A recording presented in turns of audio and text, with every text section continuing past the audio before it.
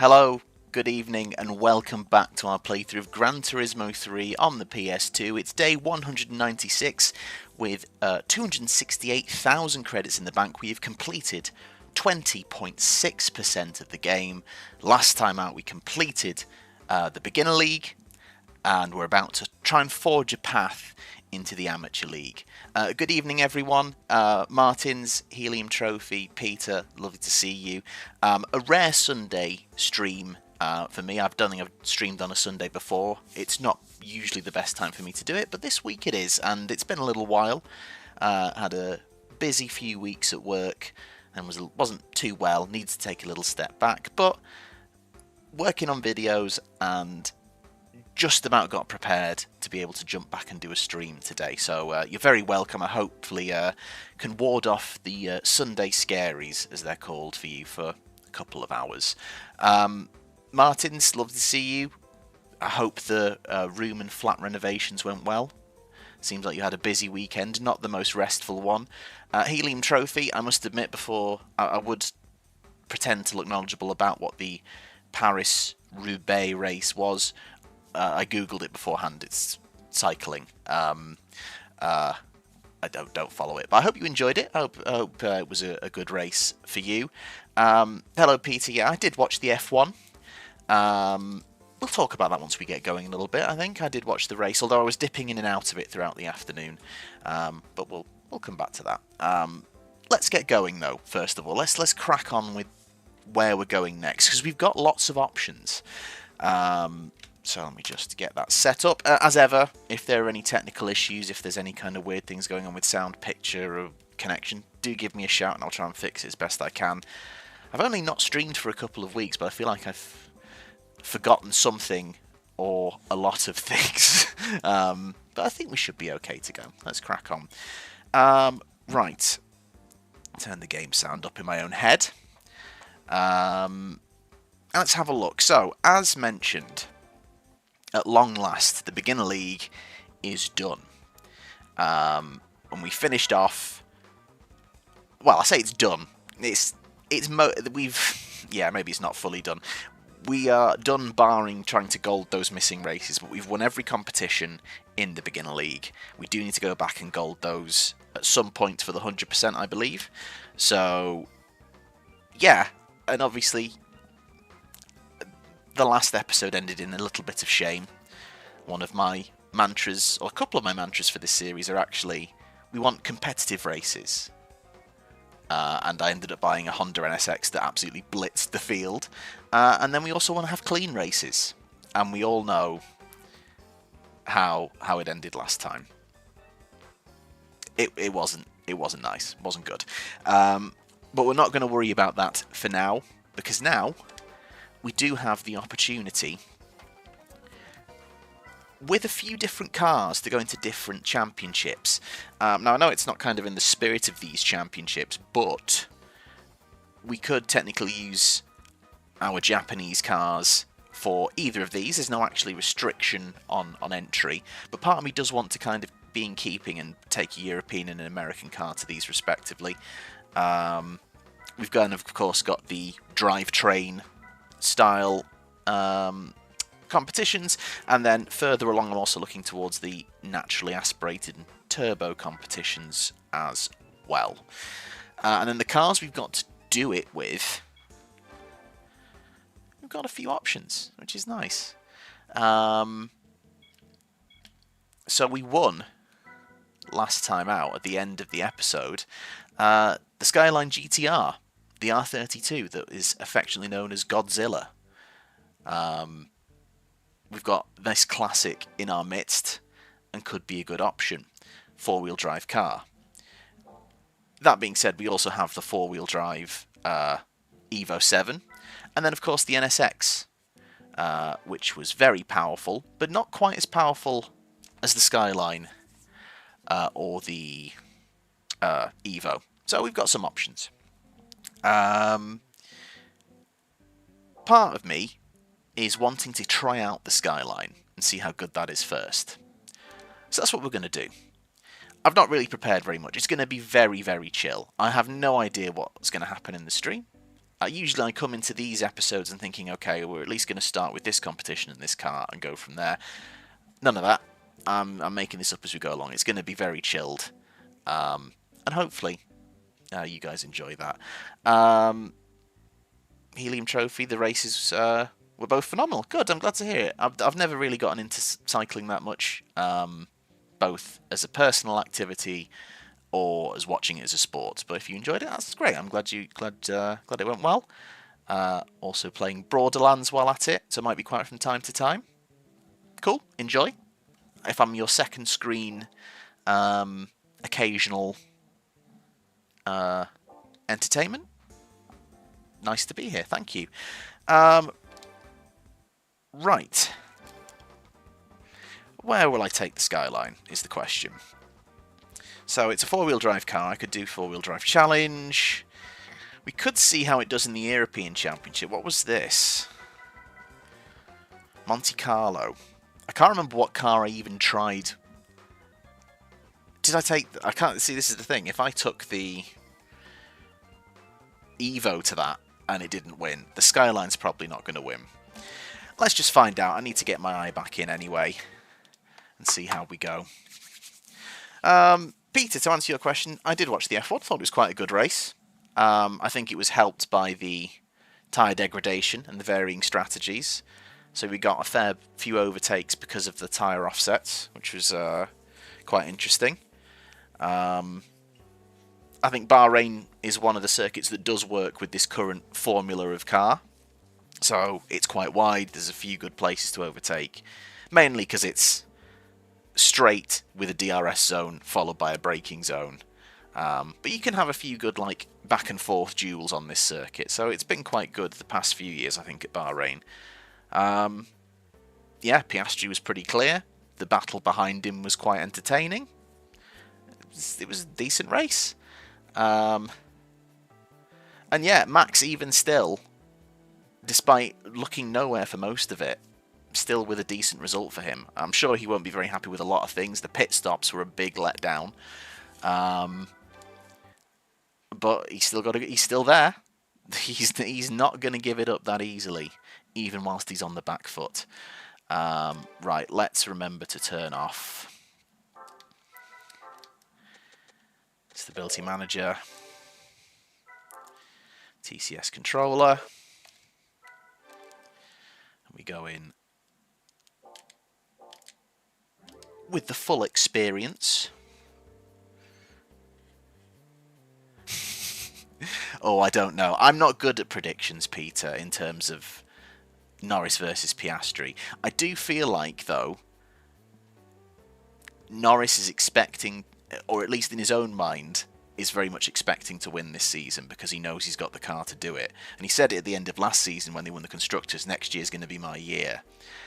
And I think he is putting pressure on himself at the moment and is already not handling that pressure super well, with a couple of poor qualifying performances. Whereas Piastri seems pretty calm and collected, and maybe because they're not expecting him to be the front runner, is just going to come and sneak in and might cause some problems. But while that may be the state of play now, it's still such a long season. In my opinion, as we know, too long, but it's a long season nonetheless. So we'll see how it develops. Right, I'm going to stop yapping for the moment, and let's get racing around Monaco. Let's see if Godzilla can take things to the European Championship. Whoa, can take things to the back of that Audi TT. The four-wheel drive launch. Oh, yeah. Oh, it's definitely Godzilla. It's a heavy boy. Yeah, need to work on that. Well, the launch was good. I'm not sure about anything. Oh my god. Immediately weight reduction would help this thing. Oh, it's cumbersome.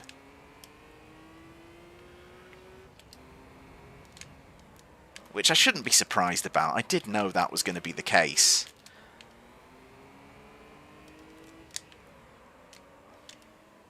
Oh, God. It does not enjoy turning.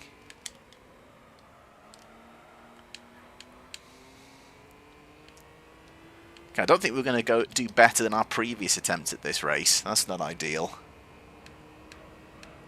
Screamlight, good evening. Back from a 250-mile drive from Scotland to home. Don't envy you. Respect.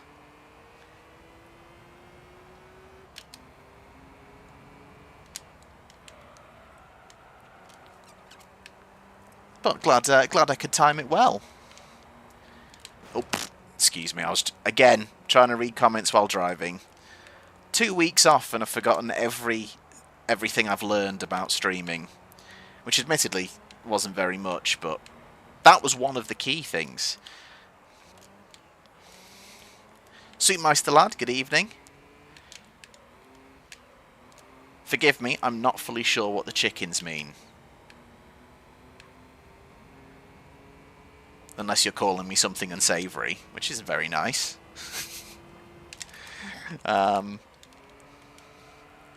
Right.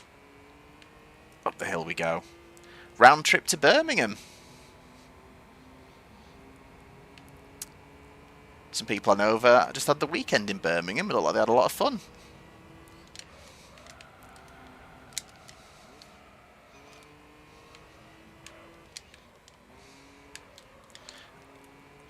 Well, immediately, this first race tells me the level of the Skyline. I don't think we're going to suddenly jump into that and take loads. I still think the Evo 7 is our premier vehicle. And I would almost argue to say, even though it's got less power, the NSX might be better, because its handling is much better. Oh, God, Lord.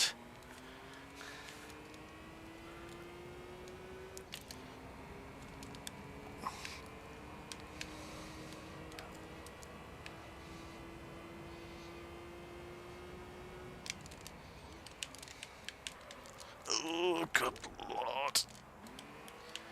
It's so cumbersome. But then when you put the power down and the four-wheel drive kicks in, it properly grips up. Oh, of course. Burning the chicken.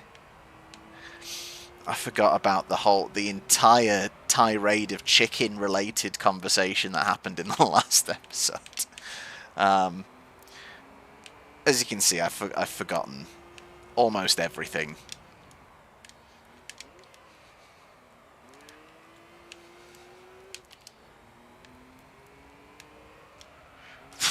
Well, it's not the best start, I won't lie.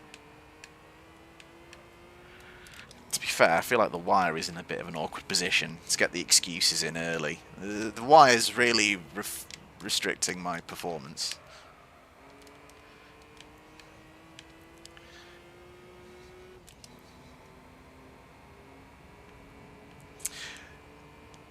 Hello, Nerd King. No, I did not receive the DTM Mercedes. The prize cars have not been that kind to me on this game yet. A lot of winning cars I already own. In fact, I'm driving the prize car from winning... I think this was from winning the GT World Championship. And, yeah. It's great to have an R32. But so far, I feel like it needs work before it's going to become competitive in the Amateur League. We've got money in the bank, but I also feel like, while I've got it, I don't necessarily just want to go crazy and spend insane amounts. We've got the Evo that we've put so much money into, and it is a very good car to drive.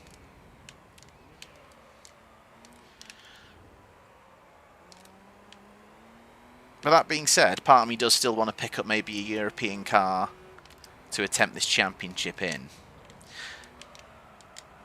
Maybe we reattempt the four-wheel drive competition with the Evo and see how, because we've definitely improved it since I last tried that. So we'll see how close we are with all those improvements and setup changes as well.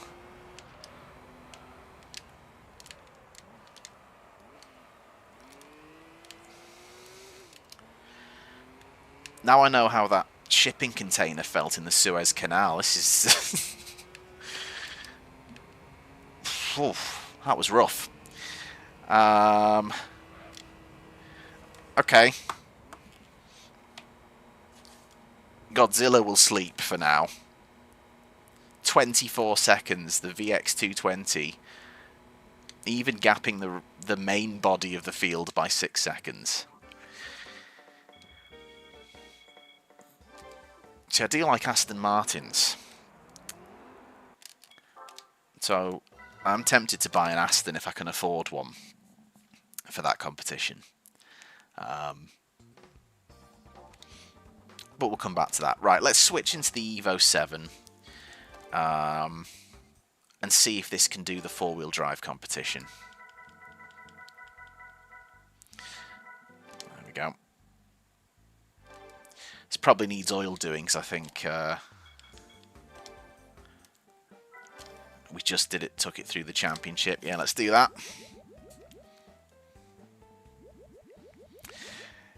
Yeah, I used to work on the road in my first full-time job, Sweet Meister lad. And my work took me to Birmingham quite a few times, or through it if I was going down south from where I am. And yeah, it's rough driving through it. Traffic through Birmingham is not ideal. There was a brief window where we were given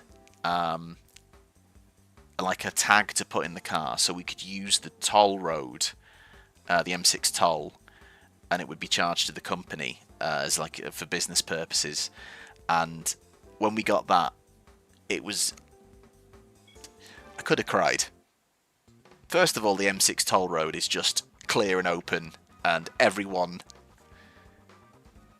very much maximises their efficiency, shall we say, when driving on the M6 toll road. But then it's just clear and it misses driving through Birmingham. Yeah, traffic's not great. Don't you need a front-wheel drive car for Monaco? It probably would have helped, to be fair. Four-wheel drive wasn't a saviour there. Evening, Jeb. Hope you're well. Thanks for joining.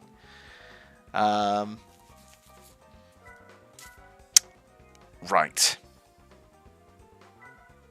Let's try Apricot Hill and see how much we can improve on that 4th place. Or are we going to need even more stuff already? Probably not ideal. 5-lap race. There is an Evo 4 there. There's a Skyline there. Imagine if we now lose to the Skyline.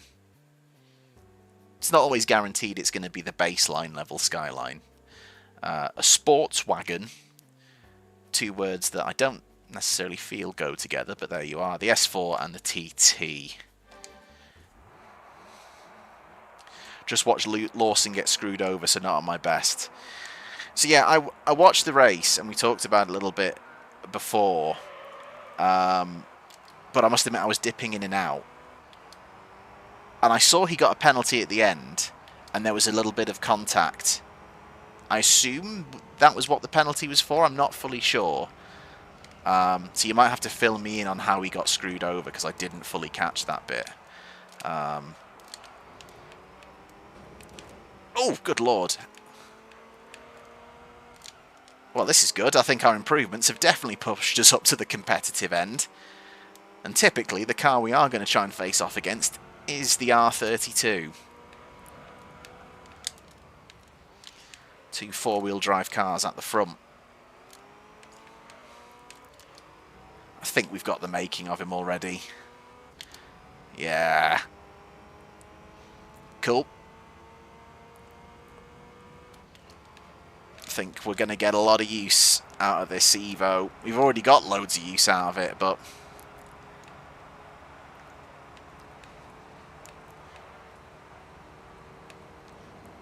this is going to be a very good investment indeed. The best purchase I've made on this playthrough by a long way. And yeah, it was a purchase. It wasn't a prize car. At least I'm remembering that right. Yeah, I'm pretty sure I bought this. Because God forbid a prize car helps me out.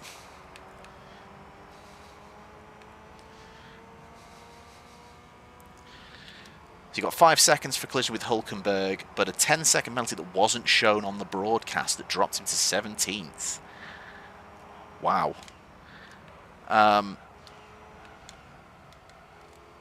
Yeah, the race direction, in terms of TV direction, wasn't great in many places. I feel like they cut between battles in very strange places. I think it wasn't very fair that basically you didn't get Piastri going over the line apart from an onboard.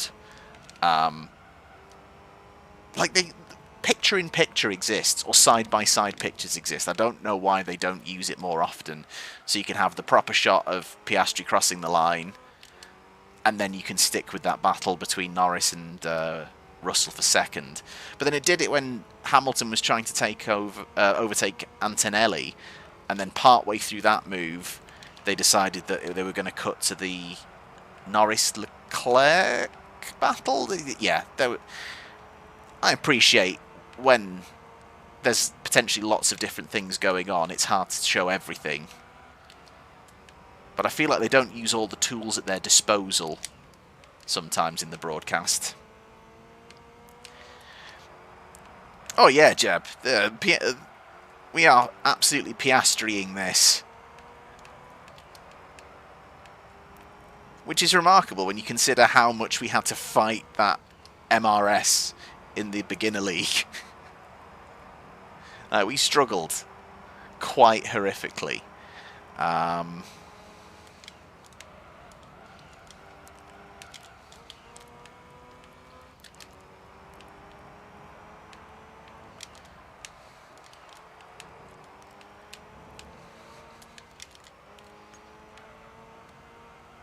And yet we've moved up to the amateur league, but when there's not a Japanese touring car there, and we're not taking on rally cars, somehow things are a bit easier.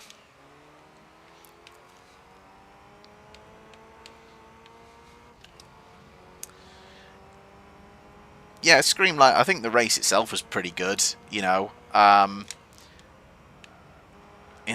China and Japan,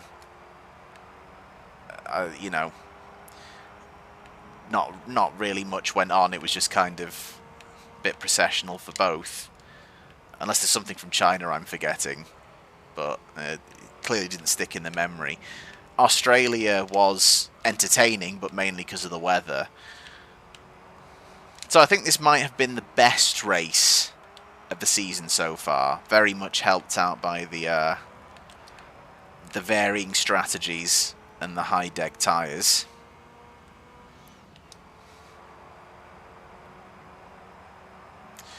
Yeah, it's the first time in a while, Jeb, we've probably the most. It's definitely the most credits we've had all playthrough, and it's the first time we felt like we've had a proper cushion. Yeah, playing through this through GT3 is put into perspective how, in comparison to other Gran Turismo games, it feels quite small. Like it feels like, you know, car list is quite restrictive. Again, compared to other Gran Turismo titles. And yeah, I do feel like there is some grinding involved. But we've had a good run of events where we've been able to knock out a few in quick succession, especially when it's a 10-race championship. So that's helped us build our funds. And I suppose, we've been able to do that because we've done the GT World Championship 3 times before getting it done. So even though we weren't winning, we were still getting good credits from those races. So that's helped us build up the cushion.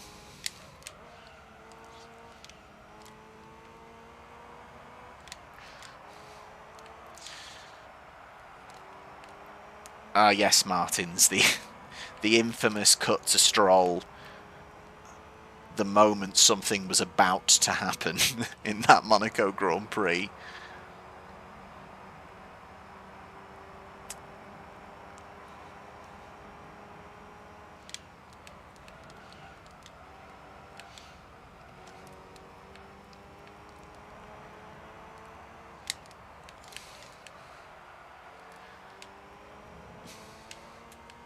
Yeah, I remember when we first attempted this, I think in this car, all the tyres were red by this point. So, yeah, we've made changes and made additions that mean it's much more competitive.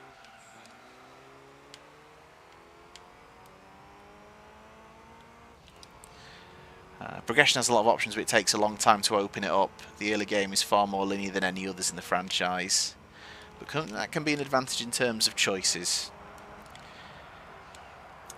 See, there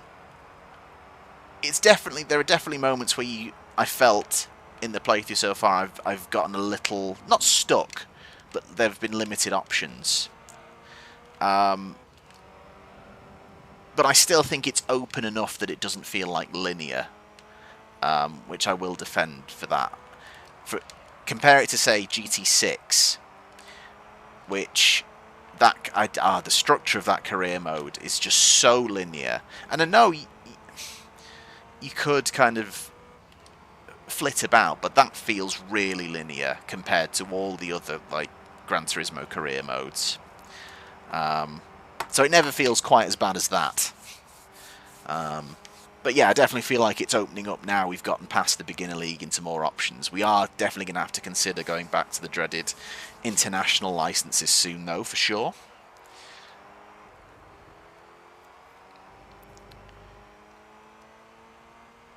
Oh yeah, Gran Turismo 3 and 4 both look incredible. And considering this was released at, like, very near to the start of the PS2's tenure, they did a good job. I mean, yeah, I am using the PCSX2, so obviously it's being helped by running in 720p. But even when we played it on via the chunky boy, the PS3, I still thought it looked good.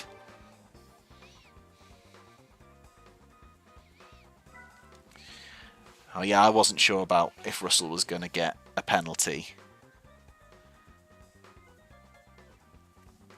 Ah, okay.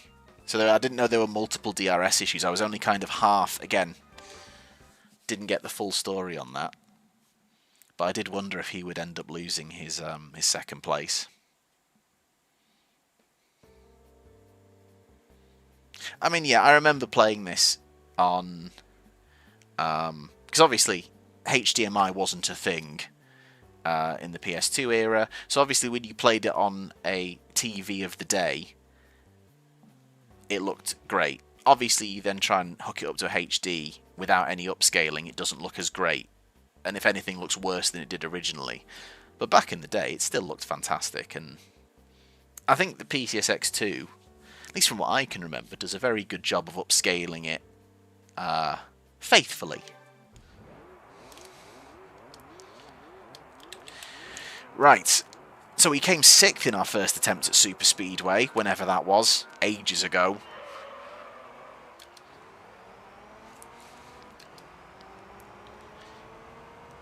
I do feel like we've got an opportunity to just kind of drive off with this one. Is that the sports wagon in the lead? Don't think I could ever live it down if I lost to a sports wagon.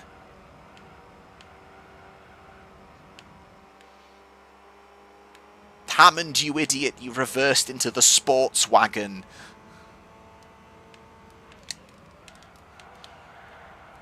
Actually, we've not done that, we've just driven straight past it. Should be a nice quick one.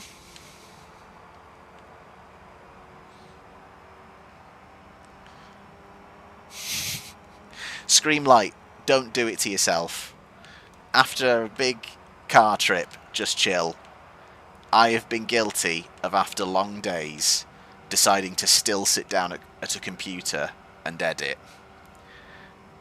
And you think it's good in the long run when you get the video out quicker. It's just not worth it. Take a load off. It can wait till tomorrow. Be good.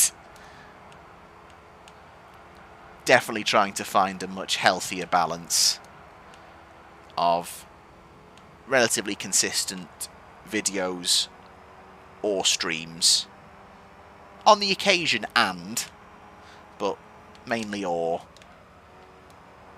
And balancing other stuff as well.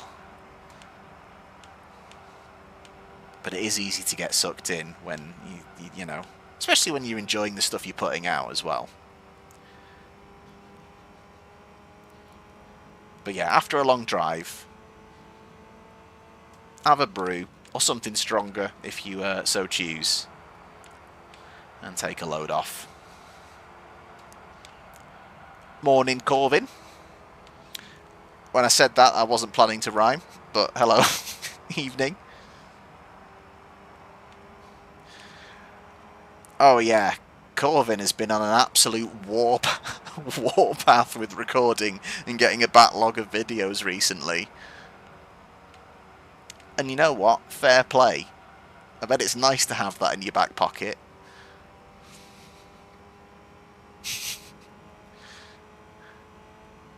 Very true, Martins. We've got this nice and simple here. This is not bad at all.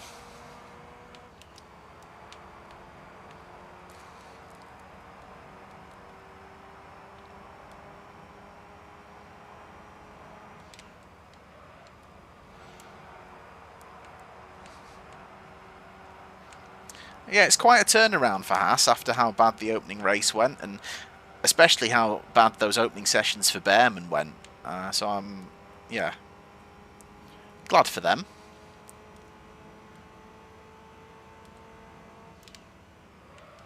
Already feels like for Aston Martin it's a sacrificial year.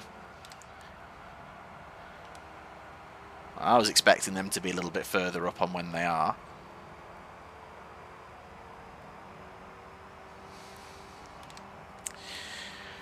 Ooh, could be on for sweeping this early doors in the episode. That would be good. Sleeker ends up second. Godzilla in fourth. I'm just going to adjust my armrests and feel like I'm sat very wooden. I want to relax a little bit, to be honest. There we go. Yeah, I don't know if you were there, but I've mentioned my feelings on Stroll before. Like, as pay drivers, well, he's not even a pay driver. He's a nepo driver, I guess. But he's not even the worst. He's not like he's not without talent, and he has his moments. But yeah, he just seems he's had long enough, and he hasn't really developed, and he doesn't feel like he wants to be there anymore. And if Aston Martin are serious about trying to win stuff, is he the guy they want in the car alongside Alonso? I don't know.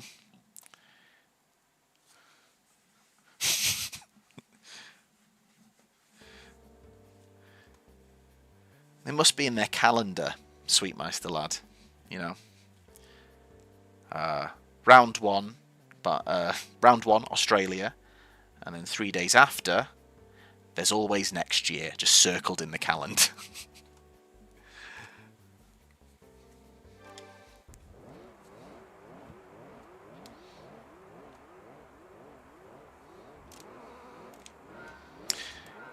It is interesting, yeah, to be fair, I have criticised Stroll.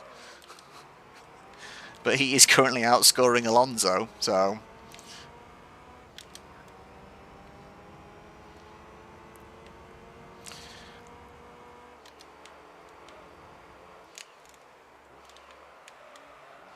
I mean, to me, Alonso is also kind of at the point where, does he really want to be there anymore? Is he literally just hanging on for almost like an Alain Prost type situation for his last championship, where he's hoping he has the car that will allow him to beat everyone? Oh, not the sports wagon! Oh, proper sideways drift. That was nice.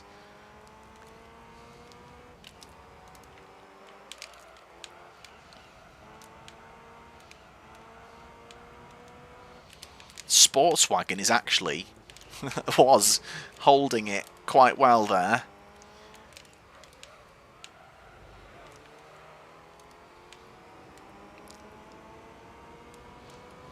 I think we've got the job done now.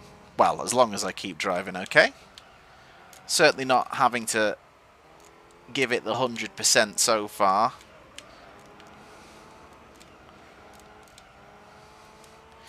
We've had one race where we were very underpowered. And 3 where I would say we were slightly over, but... Will the Amateur League bring more prosperous prize cars, I wonder?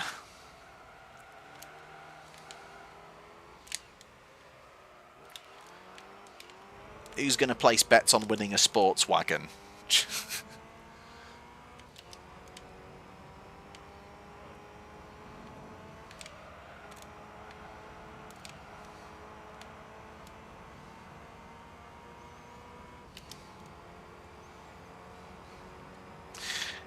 Yeah, it is interesting. If this is the thing, I'm not sure in modern Formula 1 if we will... I don't know, this is the thing with the new regs, you don't know. Will we see it where it changes over and you get a situation where it's like Mercedes in 2014 or Brawn at the start of 2009? Is it going to change in such a way where someone has that dominant a car for the length of the season, especially when the season is so long? I suppose it did happen very recently with the start of these new regs with Red Bull. Obviously the start of 2022 didn't seem that way, but then they just pulled away. But if they do nail it, there is, yeah, Stroll. Imagine.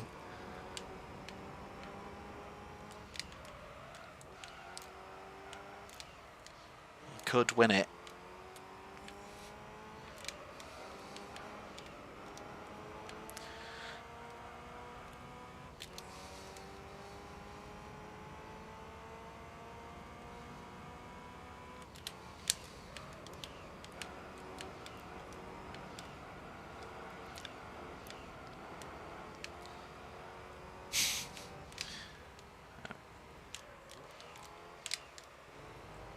Could be Hulkenberg versus Stroll for the title. Imagine that.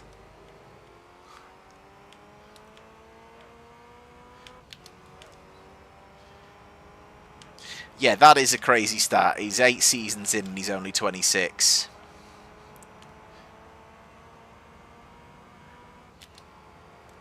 And I don't think he's going anywhere soon.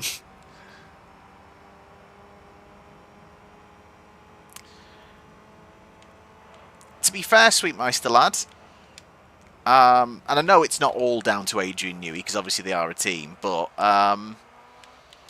didn't do too bad a job at hitting the ground running with McLaren in '98. I know he was supposed to be on gardening leave for much of the design period from Williams, but as it was revealed in his book, I don't think he was on gardening leave as much as he was supposed to be. So it's possible. And I get why, obviously, Adrian Newey has the reputation he has, but he is also human. So there's no guarantee he'll get it absolutely right straight away. And if you remember, he was at McLaren for a good few years. And after 98 and 99, while they were competitive, they were outdone for a lot of it. Admittedly, there was a lot of engine issues during that time for them, which also hampered them.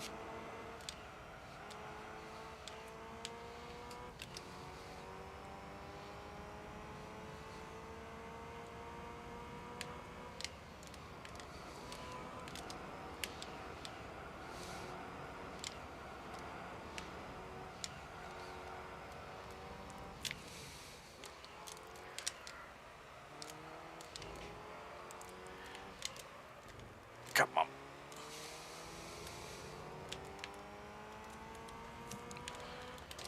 Oh, dear me.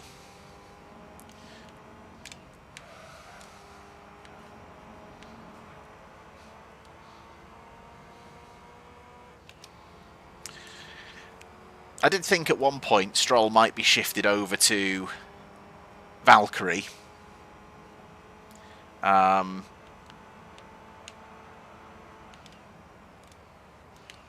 If he really doesn't like want it anymore.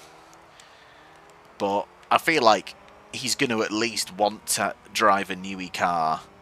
So I think he's going to stick around to at least try it out. Unless he has like a season so bad that it would be embarrassing for them to keep him. But like you say, Screamlight, he is safe. He has his moment, like Brazil last year. He has his moments, but he does mostly just kind of keep his head down.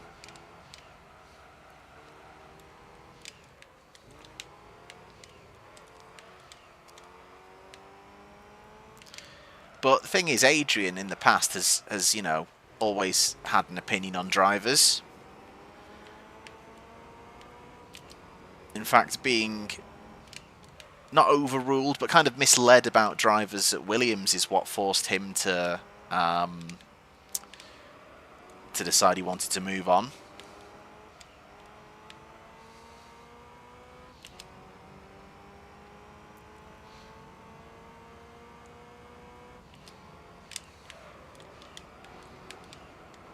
So, will Newey be speaking in the background if he has concerns about either of these drivers? Will he make his voice heard? Whether it's listened to is another thing entirely.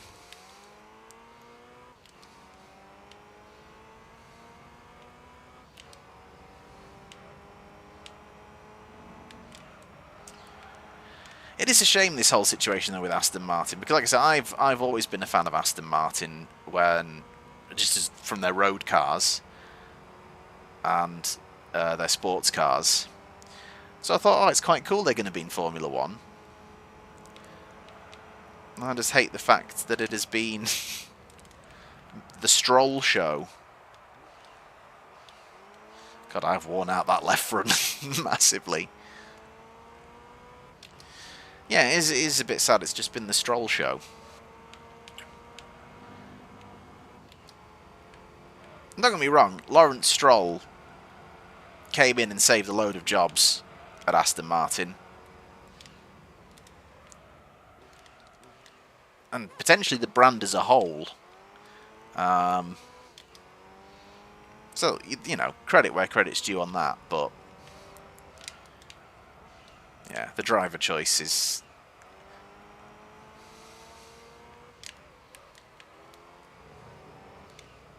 I don't fully agree with it. Like I say, he's not the all-time worst driver in F1, far from it, but if he wasn't the son of a team owner, I think he would have been shuffled on by now. Don't think that's unreasonable to say.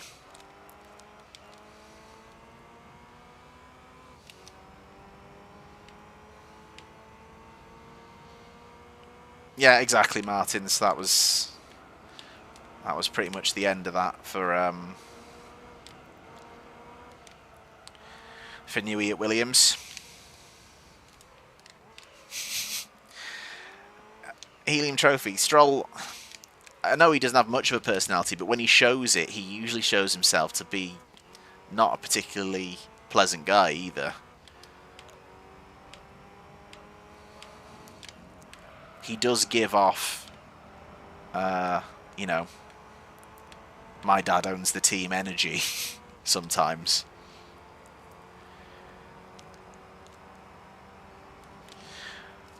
Awesome, we start with another win and another competition done. Good progress.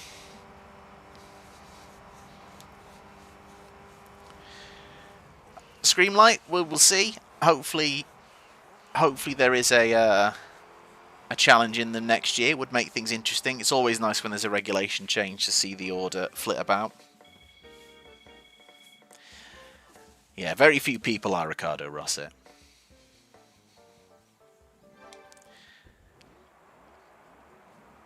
Yeah, it'd be interesting if they do that. if at some point there are any tribute liveries for Eddie Jordan, but because Aston Martin are so synonymous with green, I imagine it would be some kind of hybrid if they were going to do anything. I can't see it personally. I don't, but well, you never know. It would be nice. Would look more like a Norwich City car. Right. Good start. Okay. Prize car. Prize car. Sportswagen, anyone? Surely not. It's not a Sportswagen. It's another fucking Evo. This is the third, so I've won 2 Evos now. In fact, this is the Evo I already own. This is the Evo 7.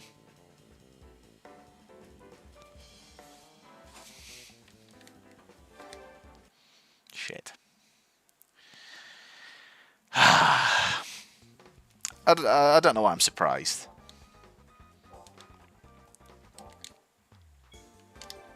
But it's a bit more money in the bank, I guess. I just wanted to have like a useful tool.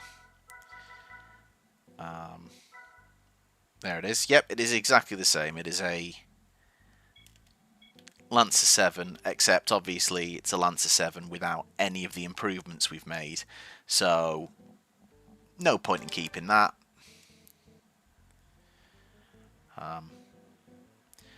It's also in champagne gold. Which I don't think, it doesn't read as champagne gold. My car is in a colour called metallic sand. That's the actual catalogue name of the colour. Metallic sand. And that, like this, just looks like shiny beige. It's just a fancy name for shiny beige, my guy. So, the metallic sand Evo 7.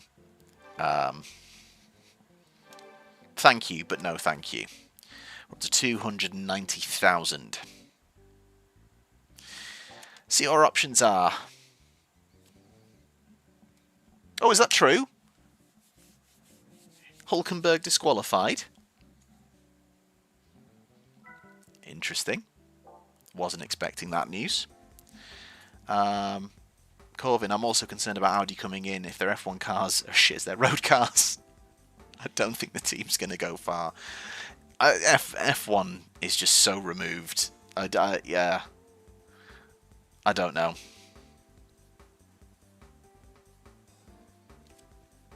I wonder if Audi drivers in F1 are going to embody the spirit of Audi road users. Just drive like absolute knobs. Okay. Another skid block breach. That's what Hamilton got done for, wasn't it? Jeez. Well, there we go. Right, where are we going next? I could happily stay in the Evo.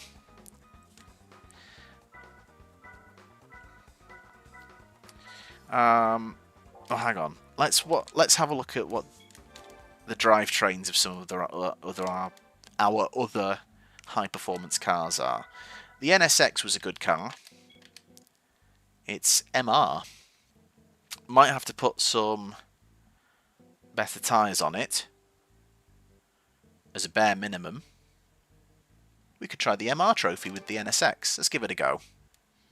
I think it was very overpowered for the competition we used it for, which was it the Integra competition? I think. Definitely going to whack some sports tyres on it. Nice to be able to do this without kind of watching the watching the money too closely. And I might do. It's my classic one. I'm gonna whack lightweight stage 1 in it. Why not? And see how that does us.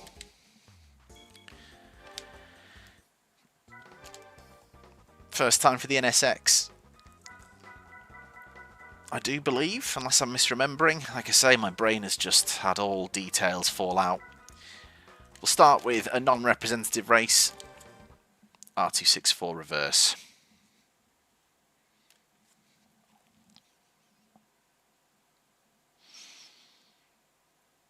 Also no penalty for Russell.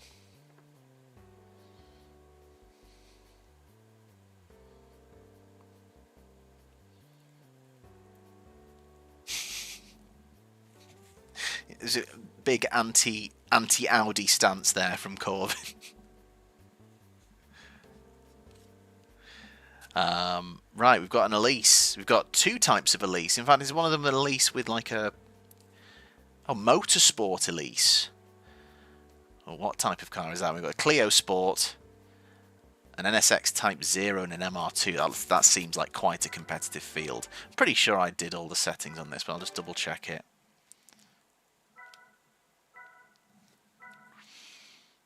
Yeah, there we go.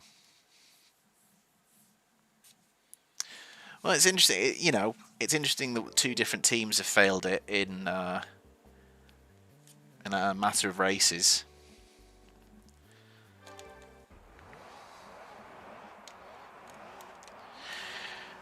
Right.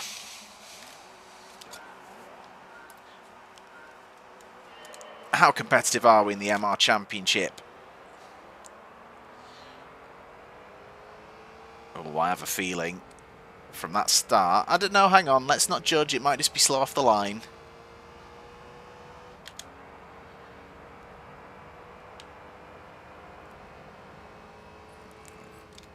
Confirm it's definitely not overpowered. That much is true.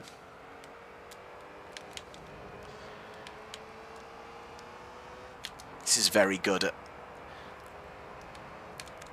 very nice, easy car to rotate the NSX, especially compared to the Skyline. It's mid-engined, after all. I don't think it's going to be quite there yet, though. We might need to get some power in it.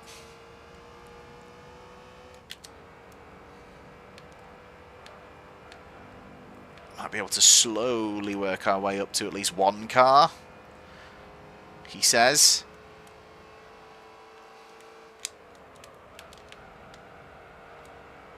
Come on. Oh, we got to do some driving now. Don't like it.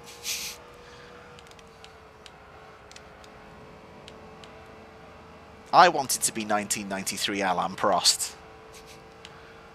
Turn up. Have the car do all the work. Win, go home. Forever.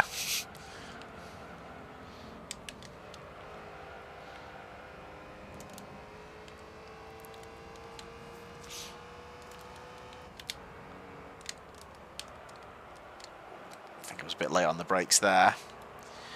Okay, a bit more power required, for sure.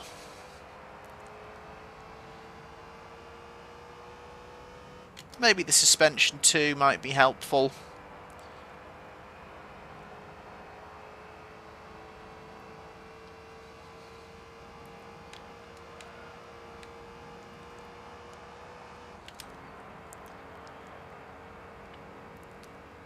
It's interesting, we're not a million miles away, and oh, good lord.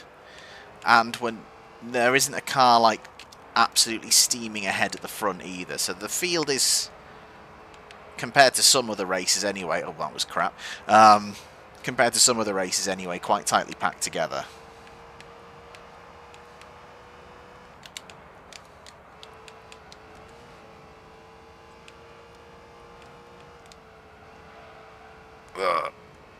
There's a poor line through there.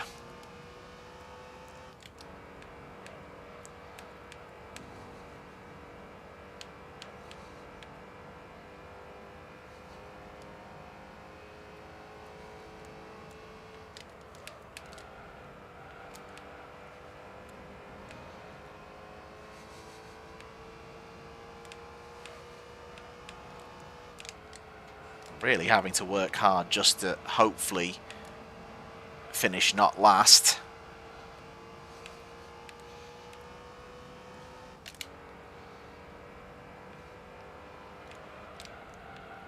It's what we call the Kick Sauber experience.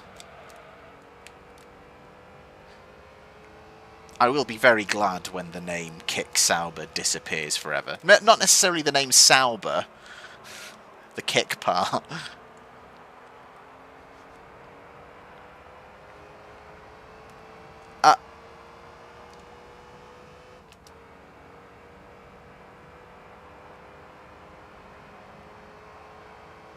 Okay. Did I miss a part where there's some kind of mandatory pit stop? Why are they pitting for a 5-lap race? Are their tyres that bad? What's... I wasn't expecting that at all.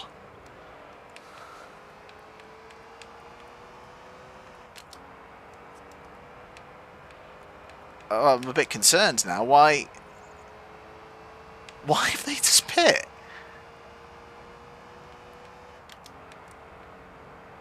My tyres aren't too bad. I think they can last to the end.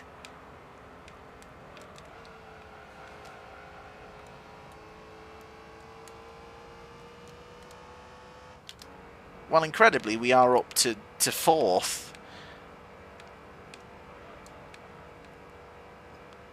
Wonder how quickly they can reel us back in. I mean, we were sitting with the back of them, so it's not like we were, like, incredibly slow.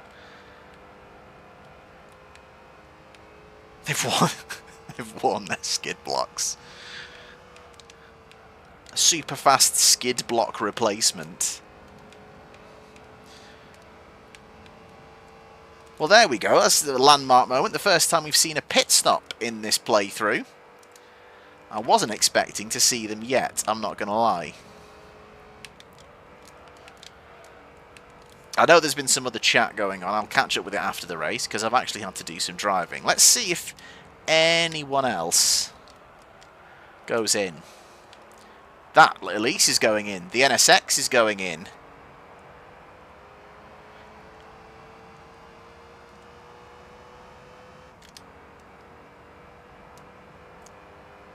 Why would... I mean, to be fair, those guys have caught us up very quickly.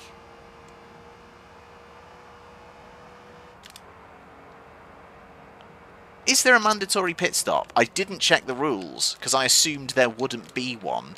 Because, you know, similar to the four-wheel drive competition...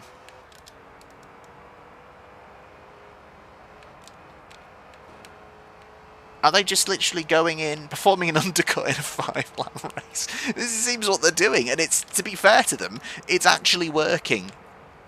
I'm going to slam the door shut on the Clio. And we are about to make this the wide... No, we're not about to make this the widest NSX ever. Ooh, a little bit of squeeze against the wall there. I don't know how... Because we were sitting with the back of these guys. I don't know how they've been able to catch us that quickly. Is it literally just because they've got fresh tyres? They are absolutely flying around that corner. Clio's got us. Clio, no!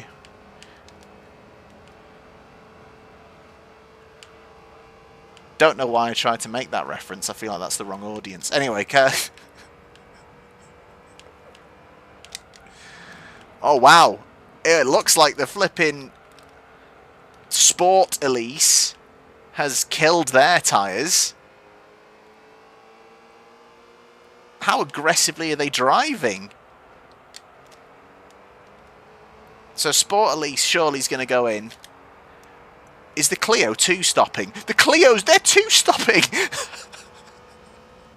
What do you mean? It's a 2-stop. So we lose out to the other release now. So he could grab second. Yeah, but if I channel my inner Russell, Sweet Mice Lad, I will get... I'll get disqualified for being underweight. There's a first time for everything. God, the speed that's carrying through is insane. It's the other NSX. Oh, you cheeky little bastard. I tried to get a better angle through there. That was rubbish.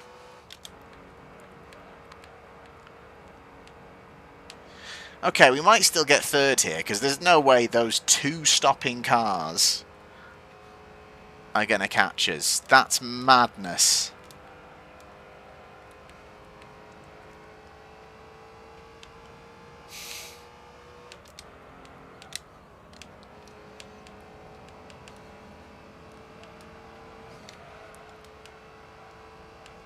I mean, I wouldn't put it past that Elise to randomly stop again.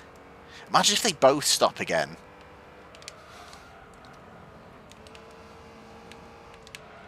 You're telling me you've been that hard on your tyres? Like, mine are fine.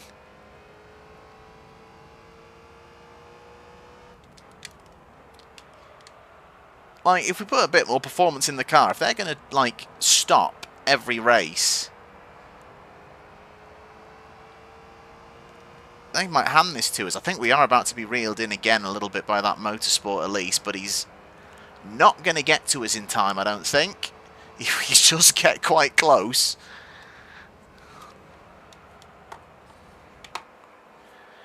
The difference between your NSX and the other is like a 2015 McLaren Honda and a 2021 RB Honda. Okay. That's good to know. That's fair enough. Take some water into the car. Hope it starts raining. Open the sunroof. It's wet in here. That'll be the water, that. Big brain analysis. Okay. Might save the replay of that one, as I need a thumbnail for the next episode. So that's how it needs to be done.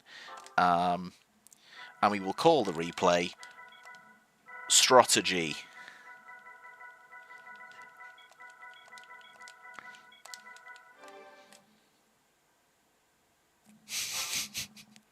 Good strategy. Much racing.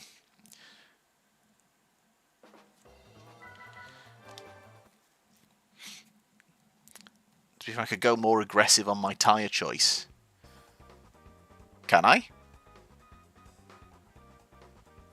I've just got the sports tyres. Can I actually change between soft, medium and hard? Are you telling me I could have done that all this time?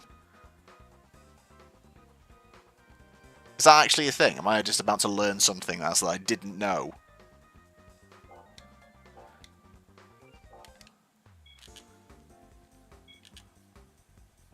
Right. I'm going to put some power in it regardless of that.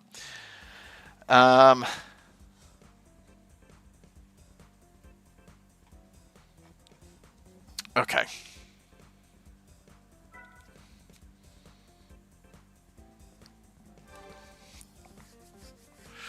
What can we do?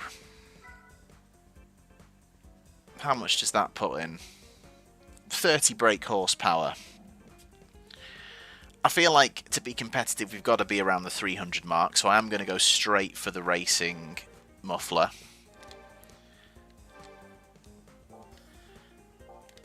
And I always do like it. The racing chip actually is a nice little addition for not very much money. Let's do that.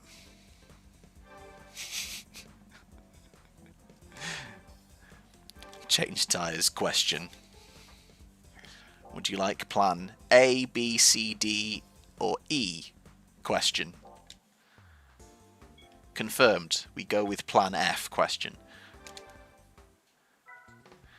Have a look at tyres before leaving. Sorry. I only just saw that. Let's have a look. Yeah, we can't do racing tyres and we can't do dirt racing, so that's what we've got. So unless there's compounds in the setup,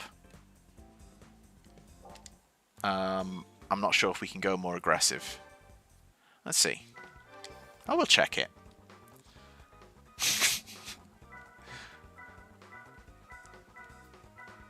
But didn't it turn out he did have the water screamlight after all these years? I thought ironically it was there. Unless I've misremembered that bit of F1 memery.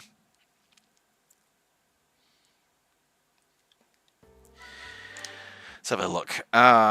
Okay. Will it be in change parts, potentially? So we've got sports tyres. T1. No, yeah, so we've only got one type of sports tyre, or if you get the racing tyre, then it unlocks all the other compounds. So God knows what they're doing. I looked, I couldn't buy them. It wouldn't let me, unless I was being silly. I thought there was, like, no price underneath it. Maybe they are on racing tyres, and they're just on the softs.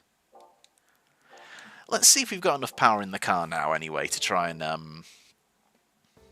give this a go with the no-stop. I need to click on it for the options. Shit. So I'll click on it, and then I'll need to buy the compound. Fuck. Is it obvious I'd never got to the stage in this game before where I needed to buy racing tyres?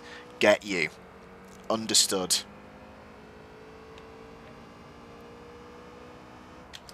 Because they didn't have a price, I just never clicked on it, and I assumed it just wasn't applicable for that car. Got ya.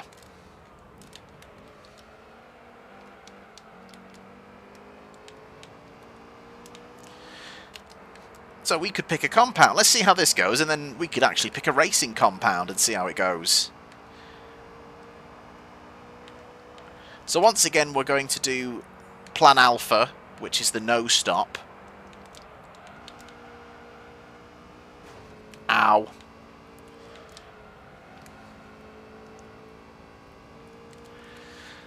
Oh, we definitely still don't have... Well, to be fair, we seem to be just as close. I don't feel like it's made any difference, oddly enough.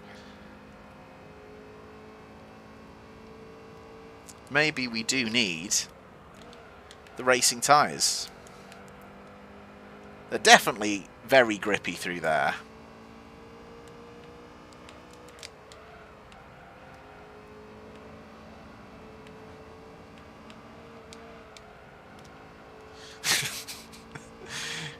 Very good, Peter.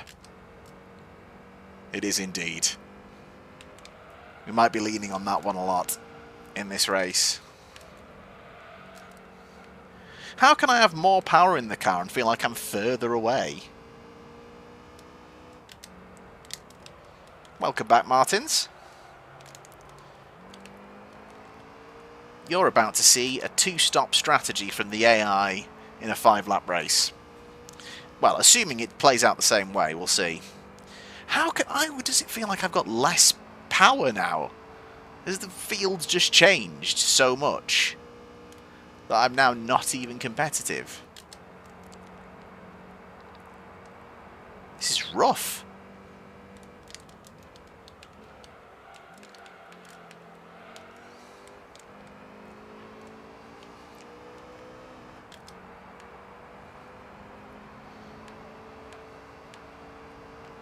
Come on.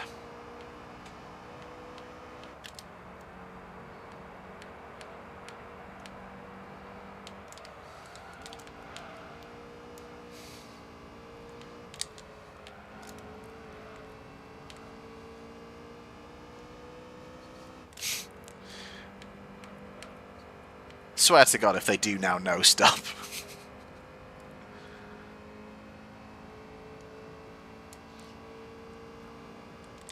Yeah, we'll pick a racing compound. Depending on how much they are, we might pick a couple so we've got options. We can actually use 2 different compounds in this 5-lap race. The thing is, I would think, like, before, I was not too far off on a straight line.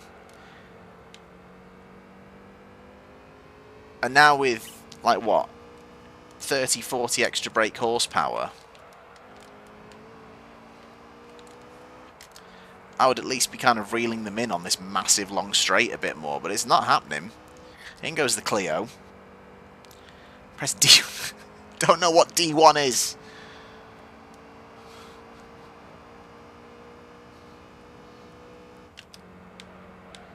Ooh, fucking hell. Stop reading chat.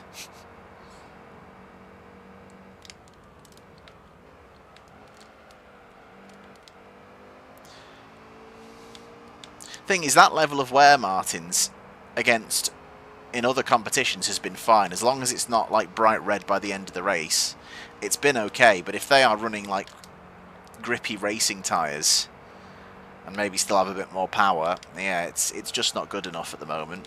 And if they're stopping and then getting the fresher rubber, which obviously they are,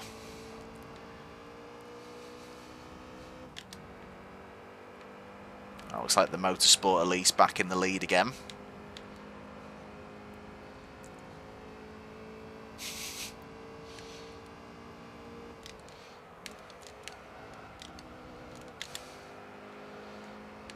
Second is not required there, that's fine.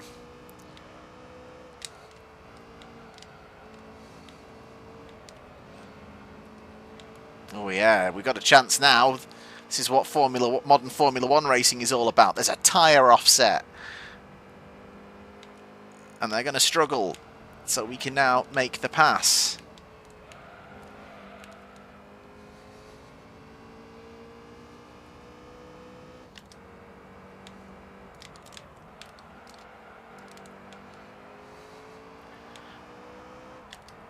Okay. Those two in. The Clio is already charging towards us.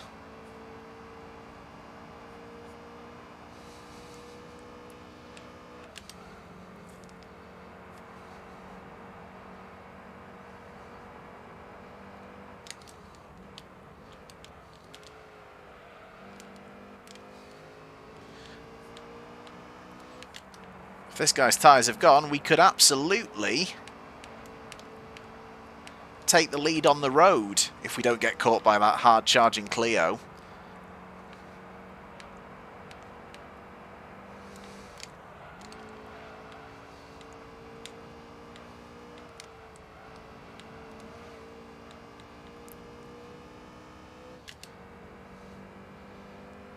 That being said, still don't quite have the straight line speed, which is restrictive.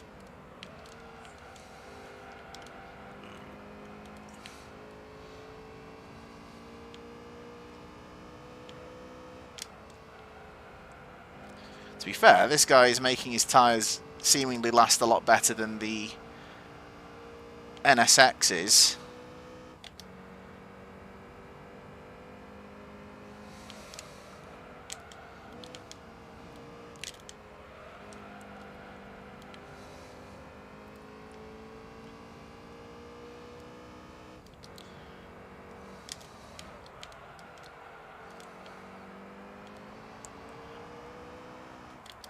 Oh, he's staying out by the looks of it. We've got another no-stopper. The Clio's in again.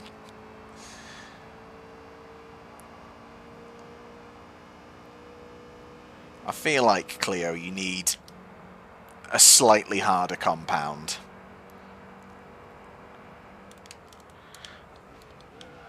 Oh, no, that was bad. Okay, the pack that stopped are now catching us. Will this guy's tyres go off? Is the question. Will he suddenly have struggles in the final part of this lap? Oh, he's just hit the wall, but the Motorsport Elise is also right behind us. We're going to have to do some blocking on the straight, I think. Oh, I'm too busy looking in my mirrors. Completely compromised that.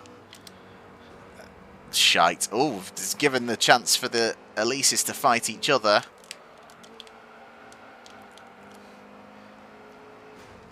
Shite. We're going to go to plan C for crap question.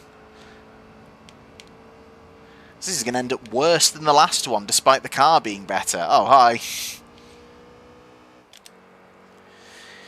Yeah, racing tyres, I think. I might drop in another weight reduction, another level of weight reduction, and let's get some racing tyres to put on this thing.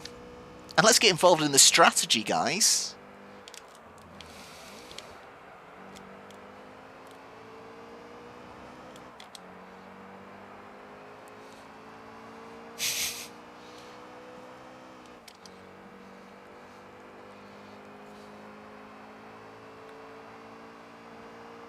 And the Clio did indeed pit twice.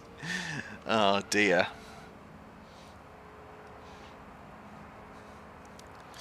Right. Let's buy some racing tyres then, I suppose.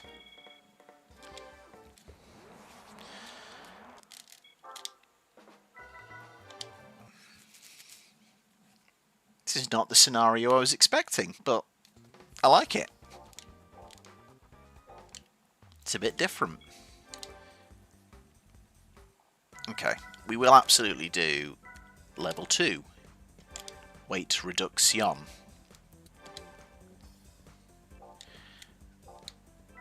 And then, racing tyres. Why would I never think to click on this? Okay. Ooh, so, Jesus Christ. That gets expensive, doesn't it? I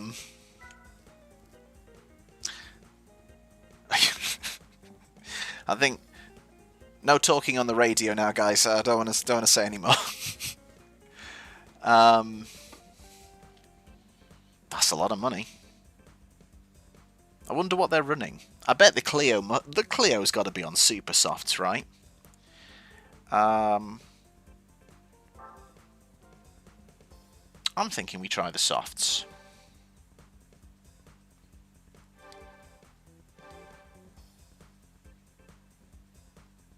Part of me did want to get 2 compounds, and we could switch between them and try it out.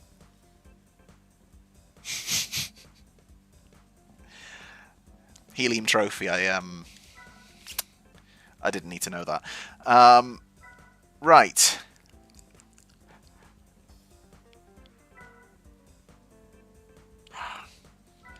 I'm thinking of getting a set of medium hard tyres. I nearly worded that very wrongly. I'm going to get a set of medium hard tyres. Oh, you can mix them. Oh, on the car. Oh, okay.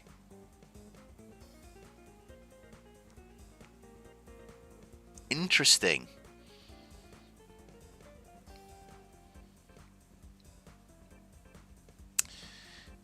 I'm going to get a set of medium hard tyres then, I think. And we'll do that.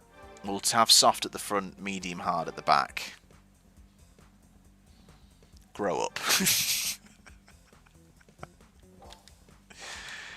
We'll see how it does. This is all new to me. Like I say, I was, what, 10 or 11 when I was playing this game the first time. I loved the game, but clearly my attention span was so rubbish to not get this far into the game. And never experienced this. So this should be fun. It's alright. We're done now. No more innuendo. It's fine. We're good. Got it out of our system.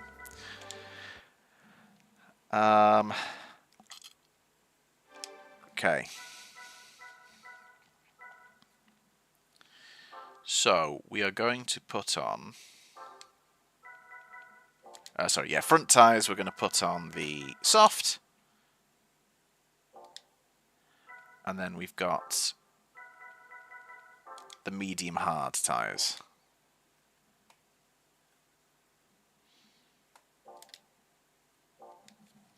And we can only see. And I imagine we'll need a pit stop. Maybe we'll hopefully only need to change the fronts, and maybe that saves time.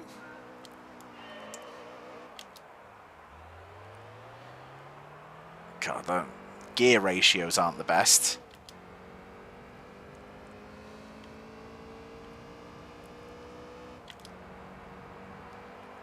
Ooh, that extra bit of weight reduction seems good, though, as we are...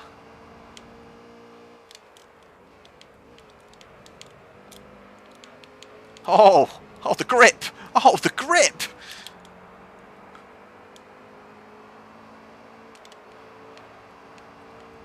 Well, yeah, that has made quite a difference. Instantly. Let's see what the strategy's going to be.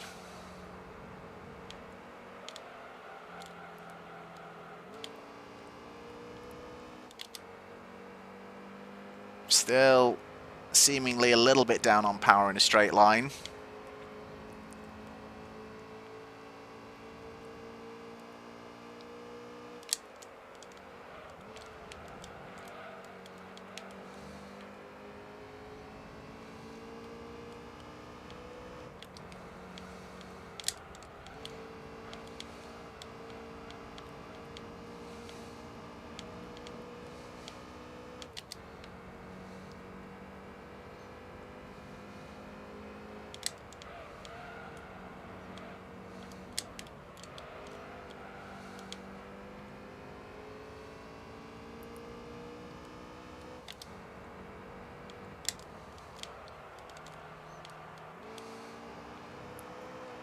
Come on, let's go.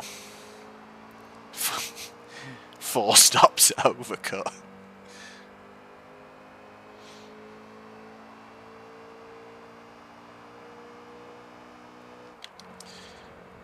That's how it was in most GTs. Worry about oil level and tyre compound.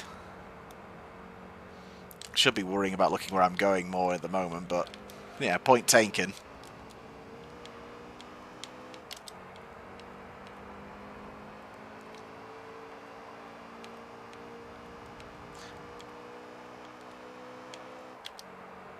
I think we could have this clear. I think they must be on a super soft. Oops.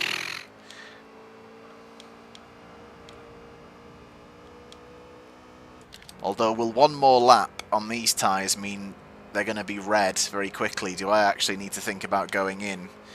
Is the super soft too soft? And do I actually need to consider... Because I don't want a 2-stop.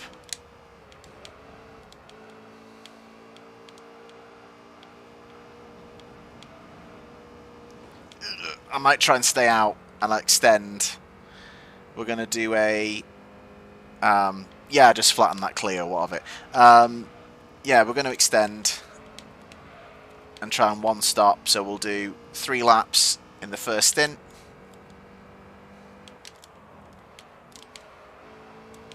But at least we're up to 4th before any stops have happened, so that's better. None of these guys are going in. They're also obviously on a 1-stop. You can see we still don't quite have the power in a straight line. Clio Sport's in, and the MR2 is in.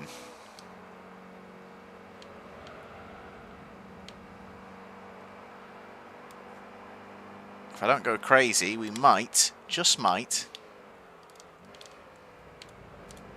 be able to nurse these quite nicely.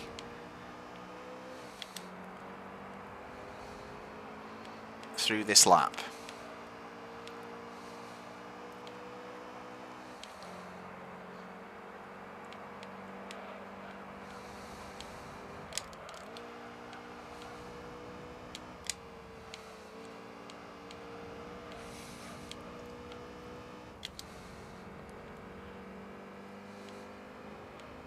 Annoyingly though, it's still only going to match our, at the minute, our best result at this race, which is 3rd.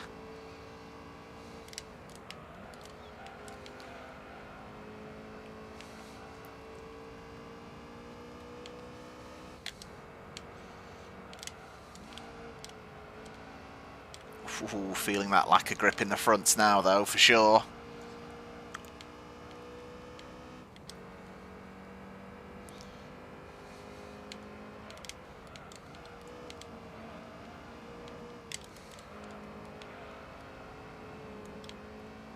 Okay, medium hards will last to the end of the race.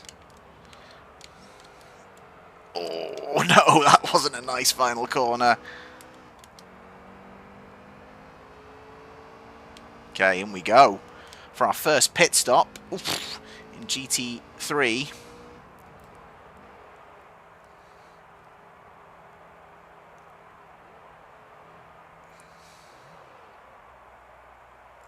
Do I get a choice? Or is it just going to change them to my... Am I just going to get fresh everything? I am, okay.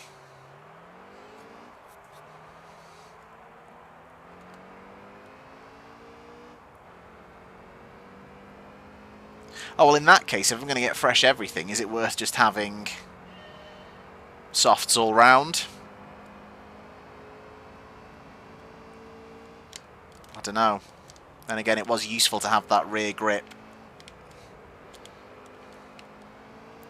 I was expecting to maybe have some buttons to press then.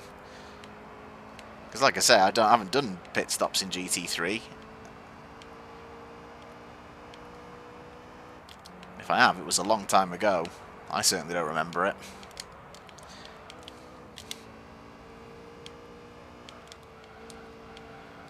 Okay. I'm hoping there's going to be some two-stoppers ahead we can reel in.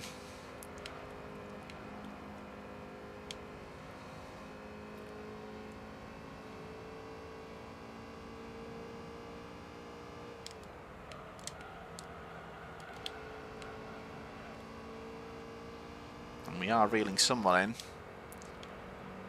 To be fair, that slow car is slowing... Oh, it was slowing up the Elise. Which might have given us a chance to grab them, but now we might get held up. Ugh, awful.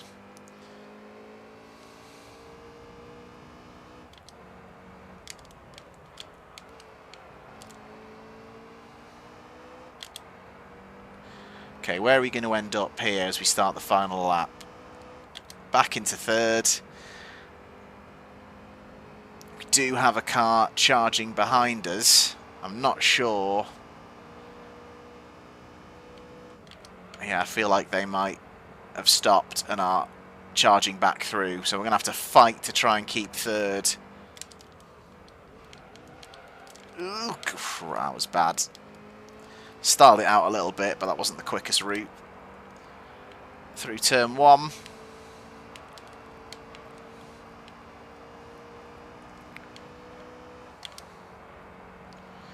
Whew, yeah, we need more power to compete. I think that's apparent. Although I think we might be able to pick off another place here. This guy's tyres seem to be a little bit worse for wear.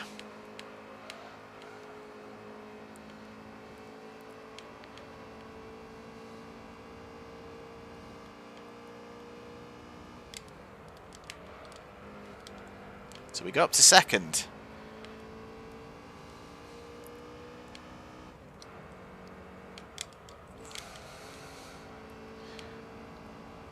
Good lord. We're going to have to fight to keep away this. I think that's the other NSX. No, no, no, no, no. Don't leave the door open. Ooh.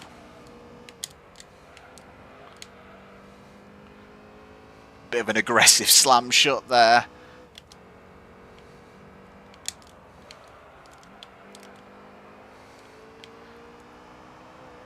Okay, I think we might have done enough for second there. An improvement needs some power.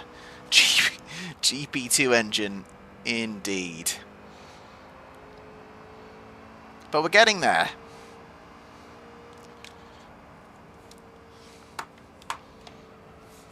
It's nice. It's a variation of not just a straight sprint race. It's nice to have something a bit different.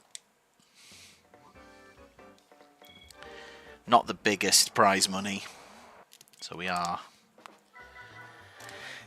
eating into our funds a bit, but we've got them for now, so that's okay.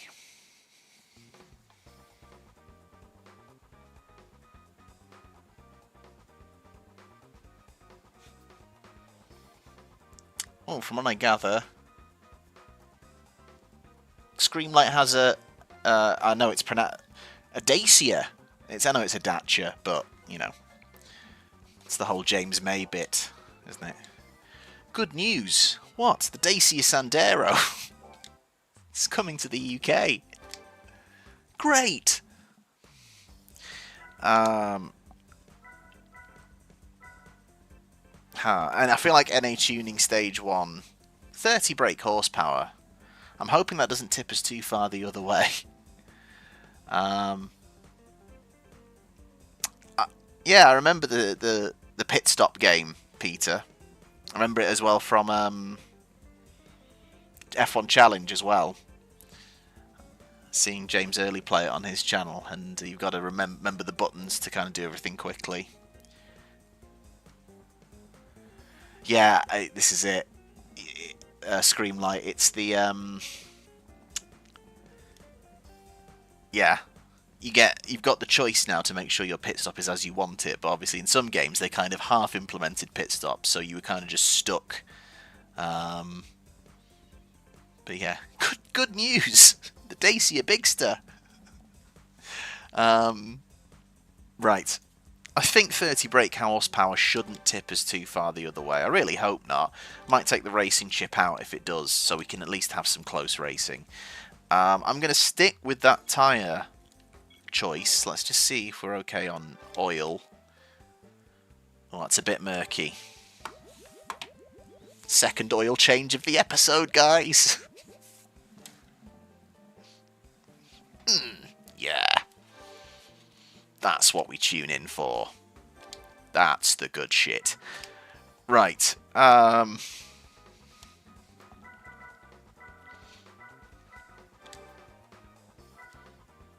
we go again. Yes, Sweetmeister lad. Thank you for that information. Because I would have just ploughed away at using probably sports tyres for the entire playthrough until someone told me, hey, you know you're supposed to click on that and pick. Ah, shit.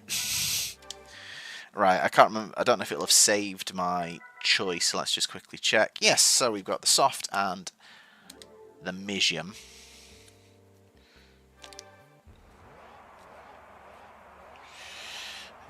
Okay. So, naturally aspirated stage 1 tuning in the car. Still terrible off the line. But do we have enough oomph to at least run with these guys now? And hopefully not run away from them. Here we go.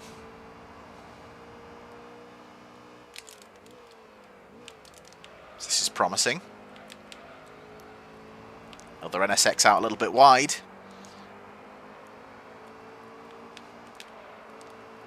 This looks pretty good. I think that Elise is still the one to beat, and it might still have the edge over the field. So we might be in for a close fight. That's what we want. Oh. It's not going to do us any favours, though. Come on. I'll try and look after them a little bit so we can do the 3 laps.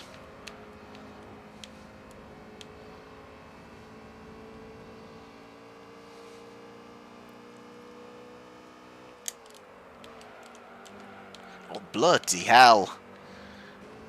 Over-rotated the car massively there.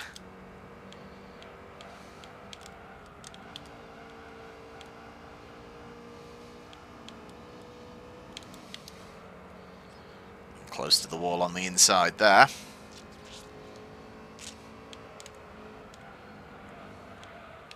Ooh, good lord. That was a big moment.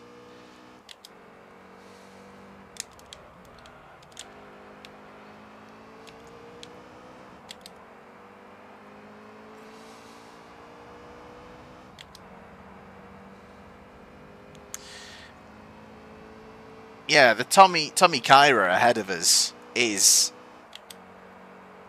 yeah, it is a very strange looking car. It's just overtaken a Renault Clio. Oh, hello, Tommy. Slightly naughty. It's an old bump and run.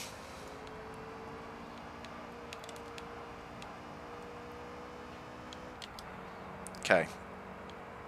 Let's try and drive a bit more of a conservative second lap so we can at least not have the worst tyres in the world. Oof. For the third lap. Missed an opportunity there with the Elise going out into the wall.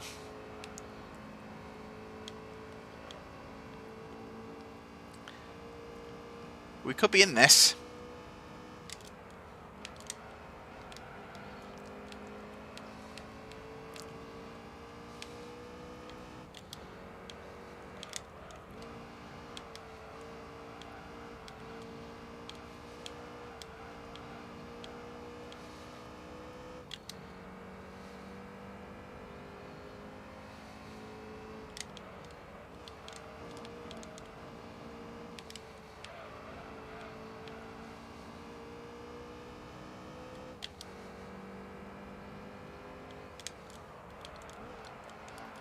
Bloody hell. That was a terrible entry into that corner, but not too bad. Okay. I think we're slightly worse off than in the last race on that right front. But as is often the case, once we get to the top end, that's when we seem to reel them in, and we have a chance at the lead. Oh, God, we managed to... I don't know how we managed to hang it all the way around the outside there. That was deliberate, obviously, you know. Oh, but it's not going to give it up that quickly, because, well, we are quicker in the top end. The mid-range speed isn't as good, however.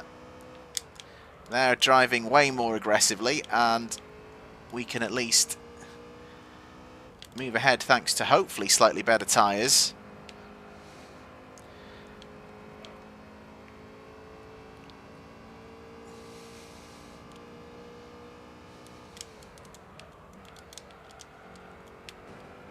He's going to grind us out into the wall.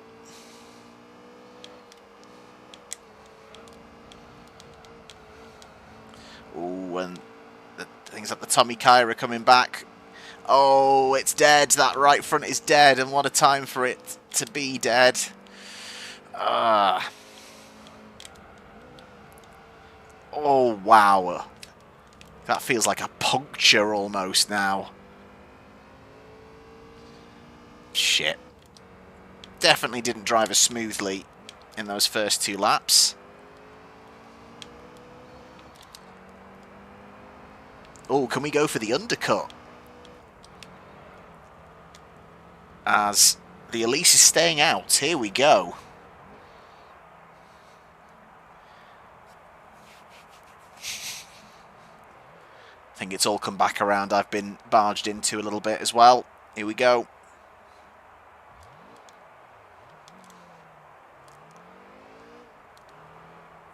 We don't drop all the way to the back. Right, we need a good outlap. Push outlap.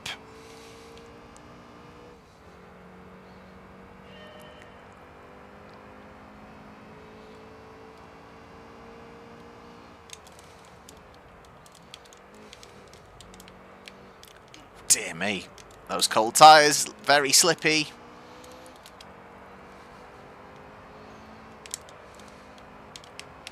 God, you can feel it when they're not up to temp.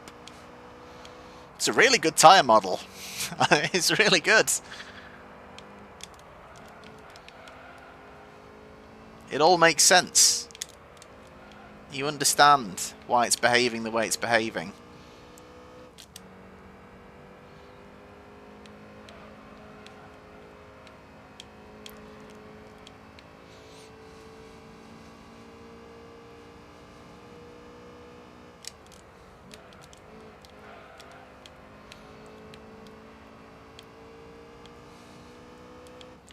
Can push a little bit harder on this second stint, as we are only doing the 2 laps.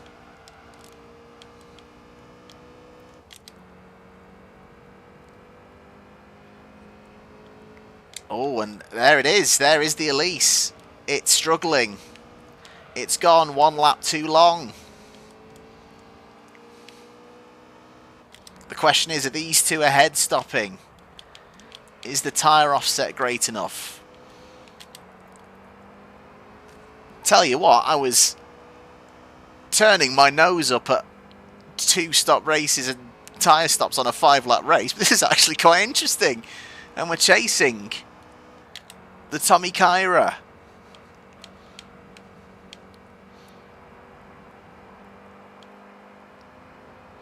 Not going to bump and run them out again. I think we could do this.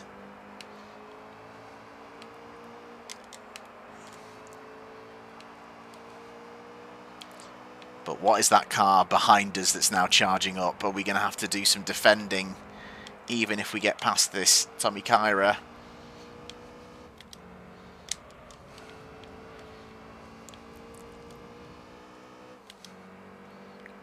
Go, go, go, go, go. Come on.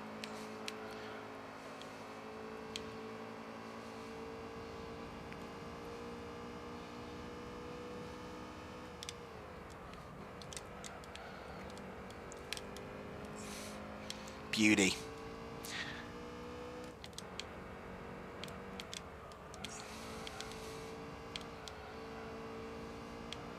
Let's keep it controlled through to the end now. That other car in third place is gaining, but isn't flying up to us just yet. Through we go.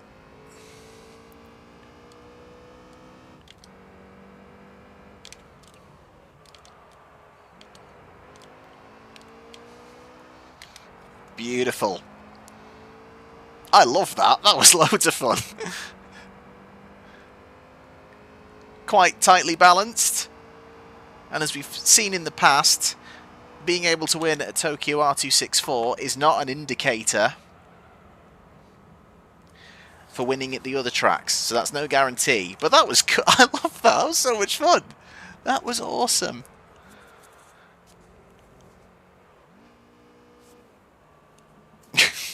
Yeah, it's obviously realistic gapping here. 16 seconds in a lap.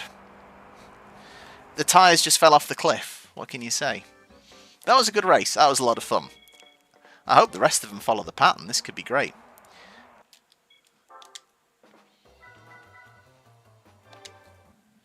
So where are we racing next? I didn't even spot. Let's see. Deep Forest Raceway.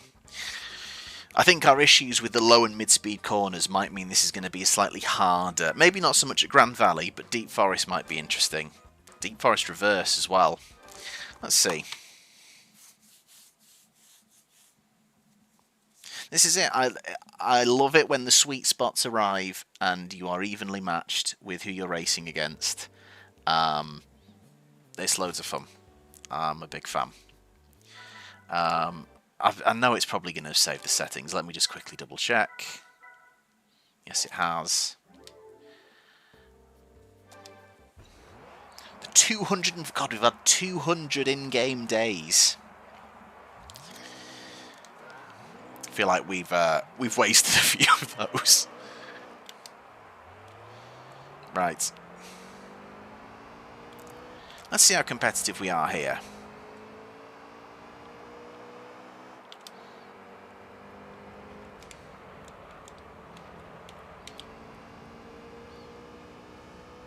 Missed the downshift. That's not ideal.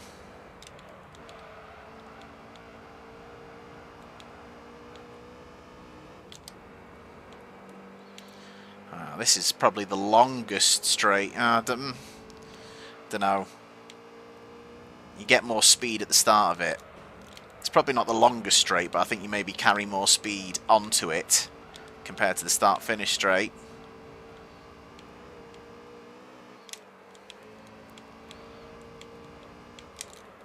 Oh, God.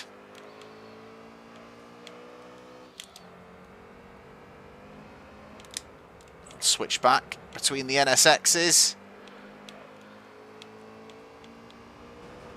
No, sir. All the time you have to leave a space. At least that's how racing should be.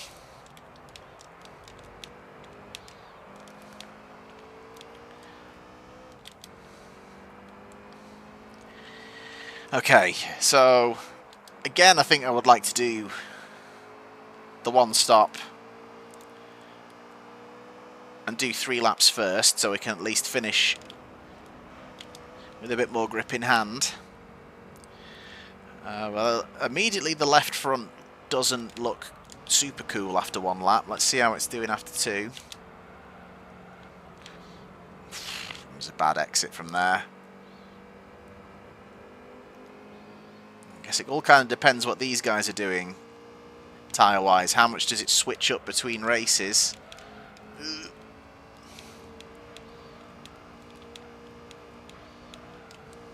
Oh, shit. That was poorly done.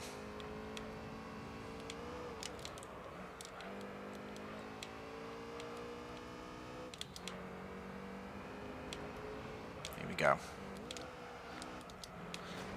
That was shit. It's not going well. I suppose it's bad driving at the moment.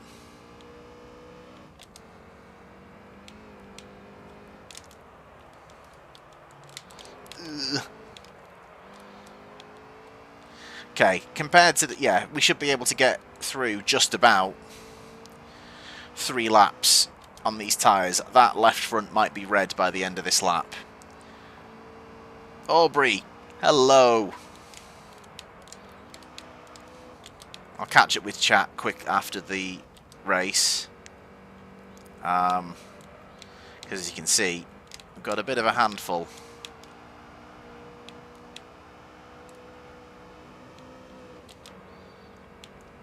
We're expecting pit stops. That's a new one. I'm going to be stopping at the end of this lap. Don't think anyone else has stopped yet.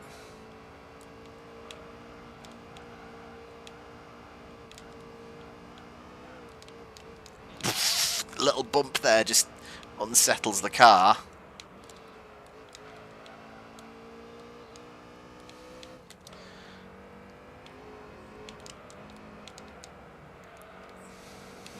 Oh, that was... Oh, no, no, no. Oh, that's killed us. It's killed a lot of momentum. Don't think there's going to be much in terms of offset for tyres here. Are they not stopping? Oh, no.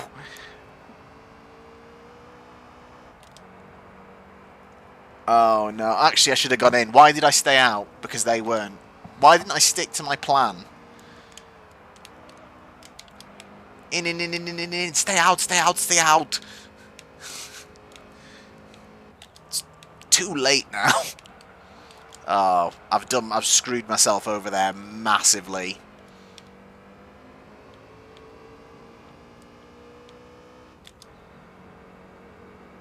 The question is, are these guys also going to be struggling? So relatively, I'm not going to lose that much to them. Let's just keep it together. Might still nick a podium from this, but that was silly. Ow. My pride.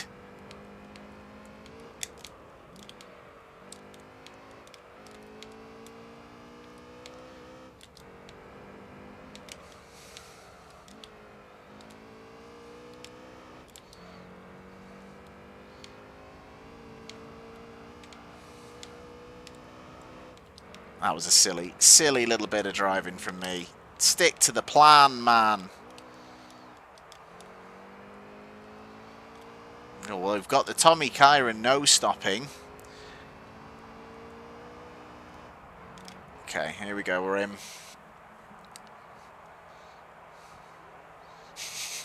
We have strategized. Evening, some dude that likes wrestling. Hello.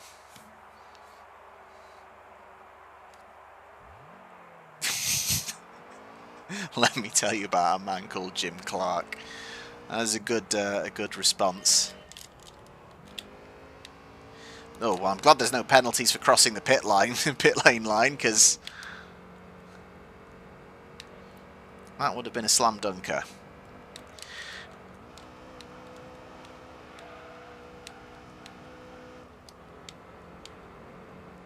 Right, well, we've... Unless there's going to be some ridiculous tyre offsetting in this final lap.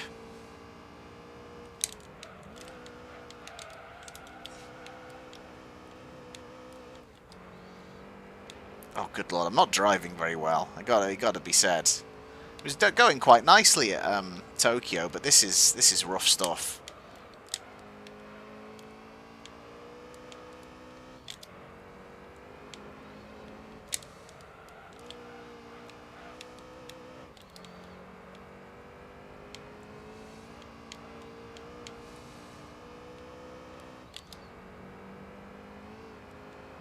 Yeah, not good. Ooh, a humbling 6th place, but I think it would have easily been a podium if I'd just stuck to the plan.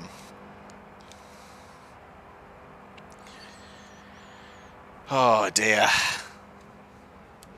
I don't know where I like the track. I've not done the reverse of it that much in the playthrough so far, so maybe a little bit of adjustment required, but yeah, the main downfall of that was deciding to change my strategy based on everyone else. Yeah, yes, Sweetmeister. That was it was a rash choice to not stick to the plan.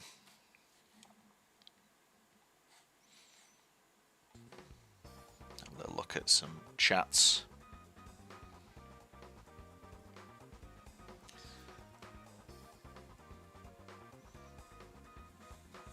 A little bit of comparing to FM4. I like Forza Motorsport 4.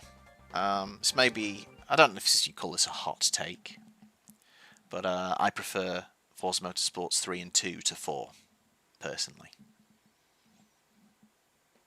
I don't know why. Maybe it's, I think it's the structure of the career modes that I really like, but maybe I'm also missing out on some of the finer details of 4.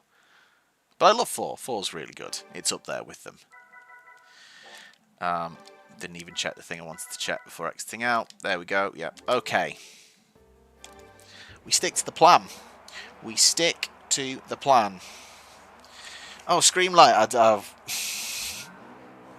That's a good shout. I could have done mediums and no stop. That might have been close enough. And maybe that's worth trying. If this one doesn't work. Let's see.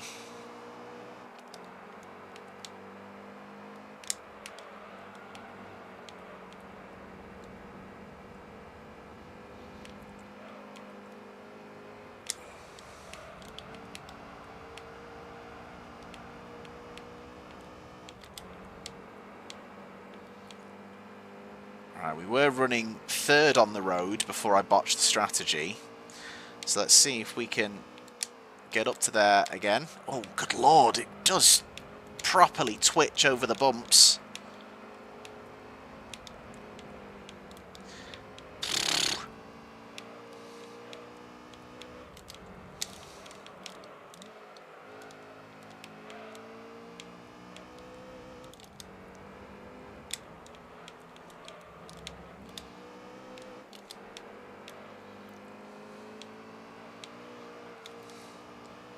Need to focus on this one, come on.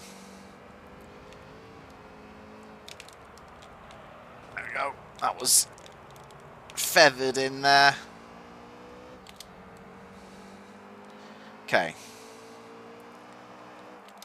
Hopefully the Lotus isn't getting too far away.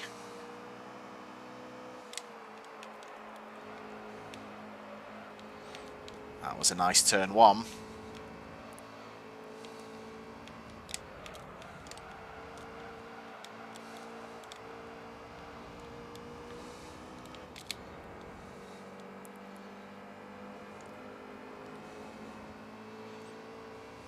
Right, this is my weakest section of the track by far. Let's...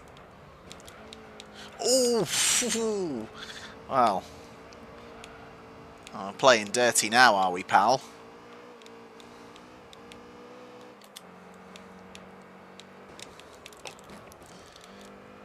And I have no shame about it after what you've just done, sir. Absolutely none. If you want elbows to come out, they can come out, pal.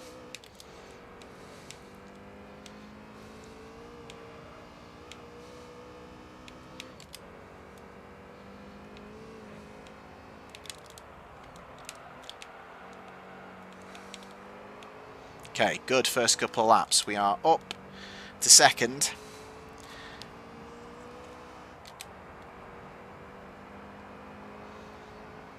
One second behind the leader. The front left is the concerned tyre again, but it's exactly where it needs to be.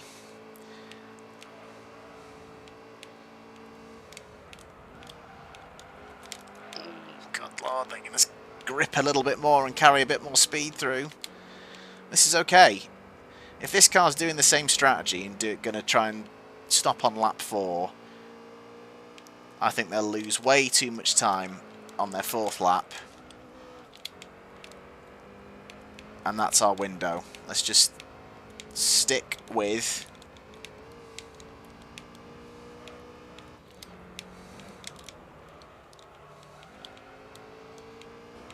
Bloody hell, yeah, they've come right back at us now.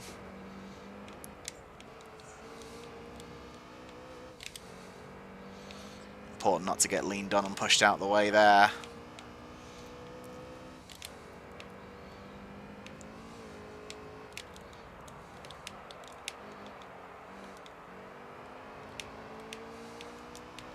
And in we go.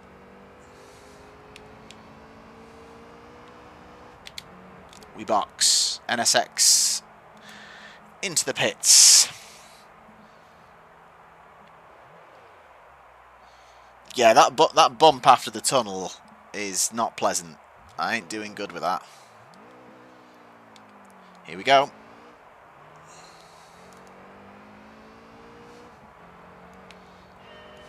To be fair, the game actually angles me out over the line. So it's actually sending me straight out over it. Come on, guys. Where's the realism? Thought this was the real driving simulator.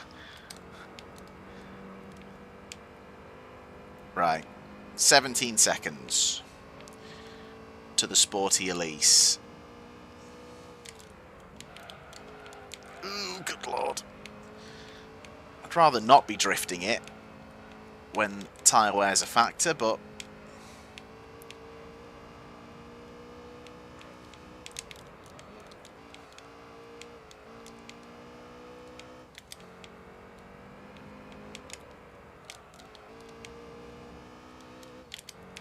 it's not a bad outlap though. I think that was quite good.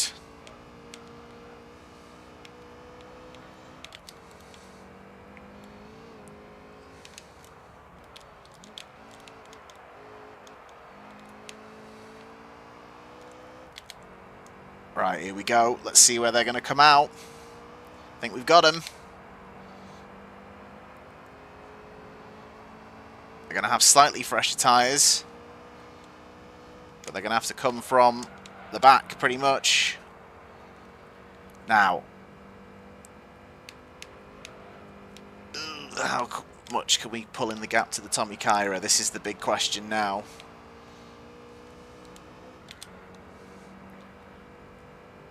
Nine seconds, that seems a lot.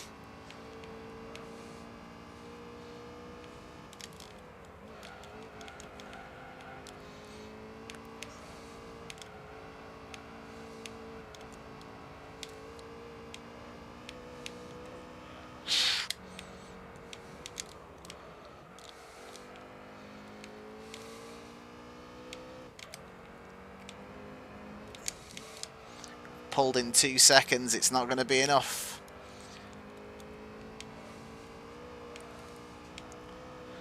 Maybe all mediums is the strat for this one.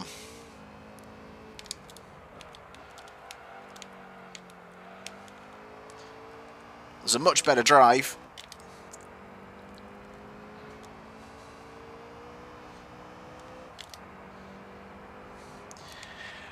Gap down to 4 seconds. Okay.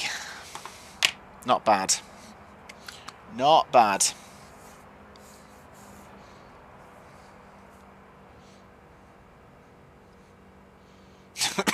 Never mind off a cliff. Those tires are going into the Mariana Trench.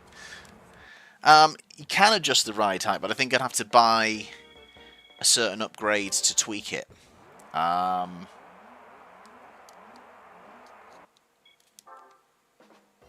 I also must admit, I can't remember what I need to do with the ride height to help it. I know we went through a lot of setup stuff last time with Axel. De facto race engineering. But I've forgotten most of it. That wasn't a bad effort. I think I'm going to attempt all mediums now. And if that doesn't work, then maybe we do have to look at adjustments. Maybe suspension is just adding the suspension would help with the bumps. Let's give this a try. See how noticeable the turn-in difference is when we switch to the medium hard tyre.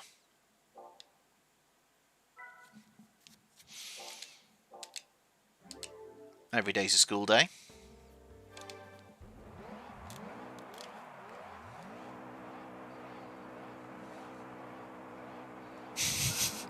Scream light, this is it. Your job interview has begun.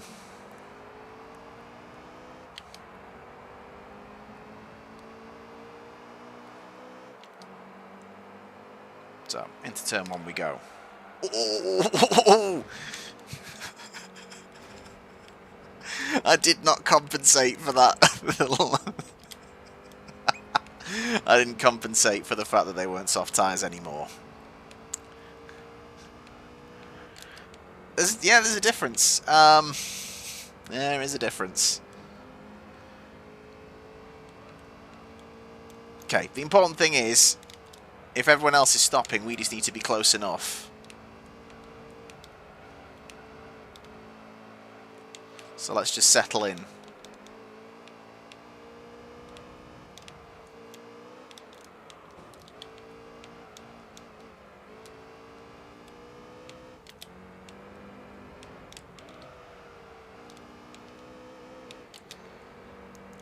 A little bit of recovery work to do from that first corner.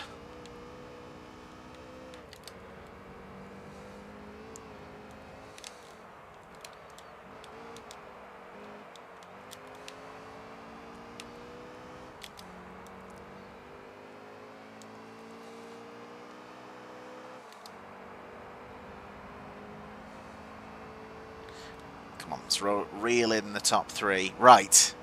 A little bit slower now into one. It's better. It's slightly better.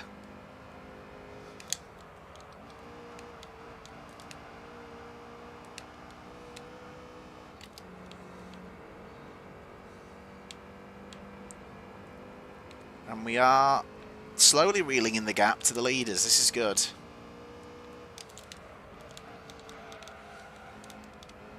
Whoops.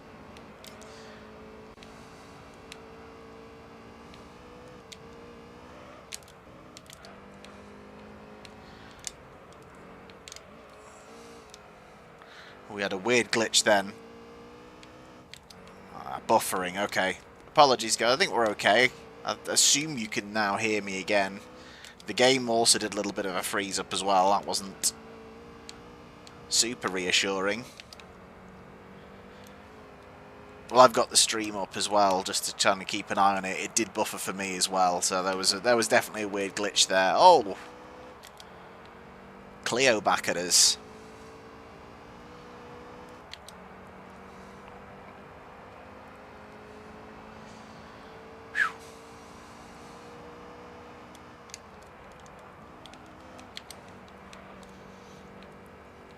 It was a bit of a questionable line through turn one, I must admit.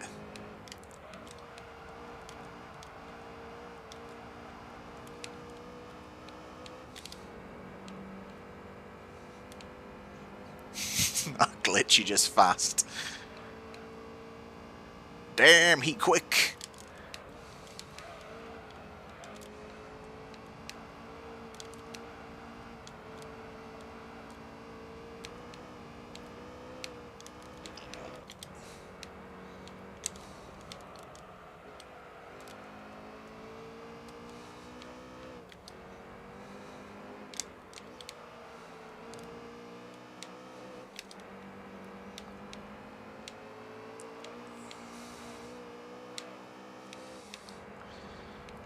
I feel like our harder wearing tyres are now coming into their own now.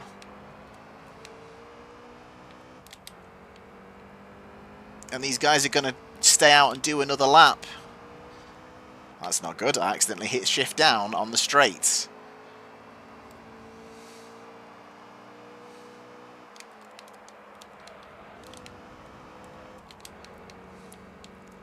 Come on.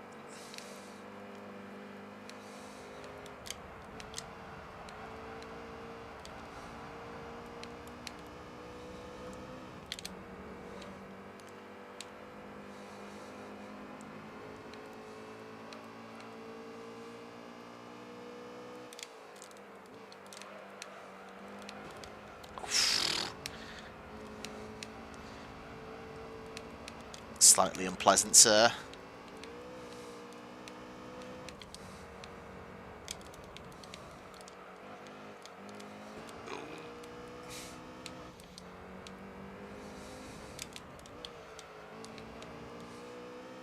Feeling that lack of grip now.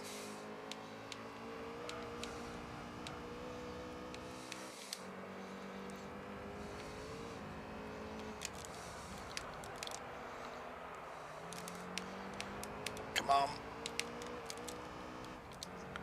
Okay, Elise in. Tommy Kyra stays out, and we're going to go into the lead. Obviously, we've got a couple of cars that have stopped and are on fresh rubber, and they're going to charge forward. How quickly can they reel us in? I don't think they will.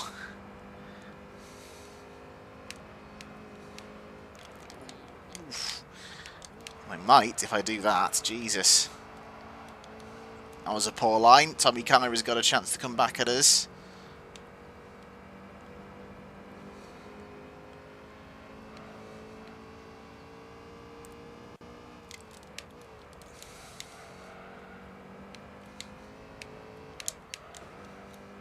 There was another weird glitch then. I hope you guys are still with me.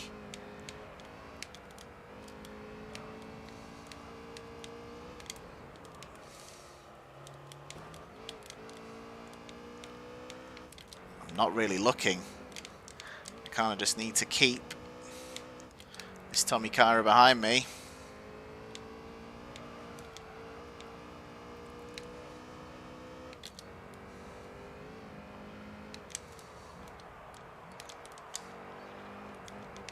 We got it. Scream like get yourself to Maranello. Job done. Oh, that was fun. Loving this. So, we win by 0.7 of a second from the ZZS.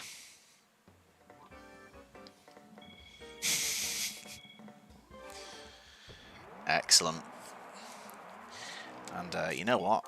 I'm going to save the replay of that one as well, because there was some good wheel-to-wheel action in that. Might be the thumbnail for the next race, and we're going to call it 1, however many that is, IQ. That's what you call big brain strategy stuff.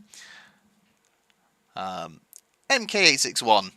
Good to see you. Thank you for coming. I'm glad you've caught a bit of the stream live as well. Good to see you. Thanks very much for tuning in. And indeed, for everyone that's been here so far, thank you so much for watching. I'm glad you've stuck around and are hopefully enjoying it. It's not going to be a super long stream tonight. Probably going to do like another 15, 20, 25 minutes at the most and call it that. The last couple of streams went longer than planned. I don't want to overdo it on the first one back. Right, Grand Valley Speedway. Let's see what the strategy is again. I like the fact that it's not the same strategy every single time. I like that. I will have the drink, thank you. Right. Excuse me. Sorry, I should have muted my... Wasn't very good of me, I apologise. Let's have a bit of water. Do I revert? I feel like this track is potentially similar. It's a lot twistier though. It's quite long, quite twisty. I wonder if it's worth keeping the mediums on.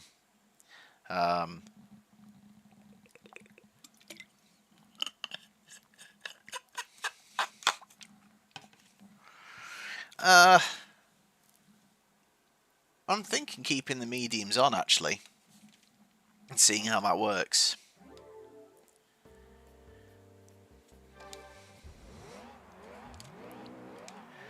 Quite a few twisty middle sections here.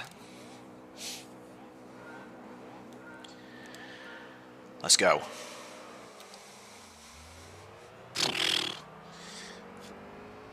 That ratio from first to second gear is not the one. However, it does come back to us in 4 and 5.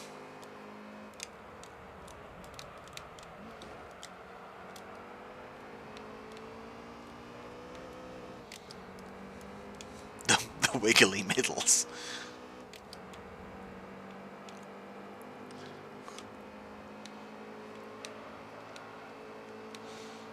Well, what a start this is.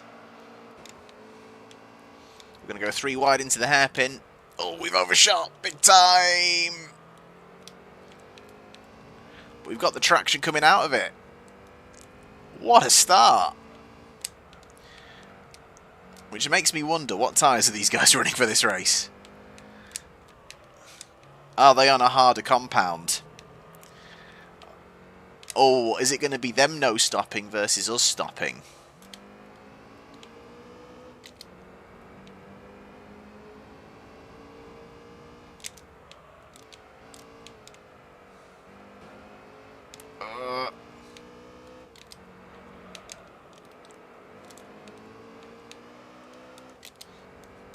Maybe not so much. Sorry, it glitched again. And every time it does that little skip now, I'm immediately thinking, oh, has the stream gone down? But it seems to be okay. And now that lack of concentration through those corners has cost me a little bit. I definitely think the grip through that corner, though, maybe shows they weren't actually as... they're not on super hard tyres.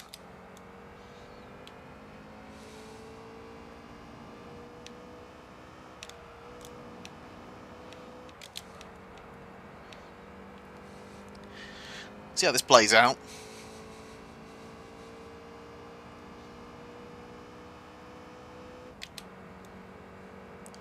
The map looks like Spa cross with Manicourt. It's interesting you say that, because I don't know why. I always look at the track map for this and think Imola.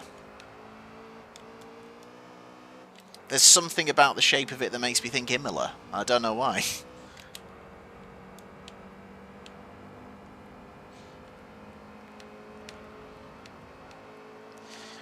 Clearly, just because we've got... This is a bit of a quicker straight line speed section.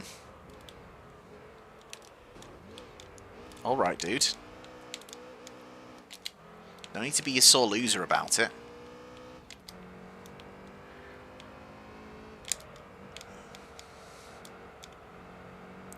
I wonder if this is going to be stop versus no stop. Again, I think similar format. We are struggling through this middle section.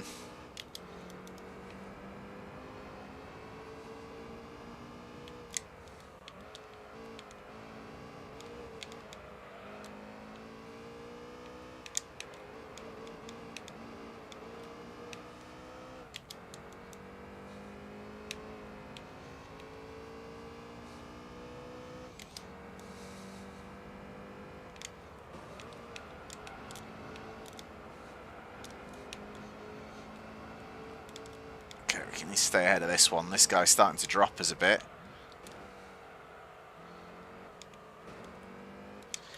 Oh, I need you to piss right off, fella. How about no? You considered that?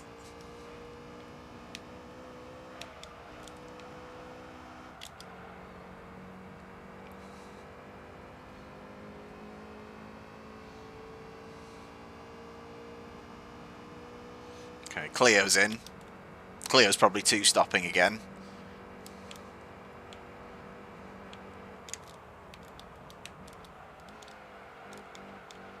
Oh, car behind us. Is that the, I can't tell if that was the Elise or the Kyra. Came in way too hot into turn one.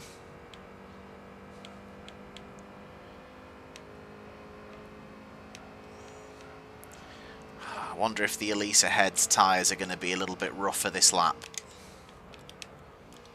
Gives us a chance to maybe reel back in a little bit.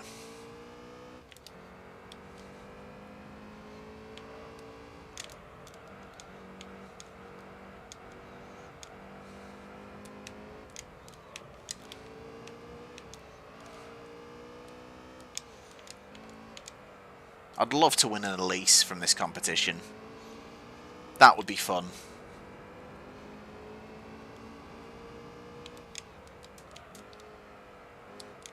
Take that to the European Championship, potentially.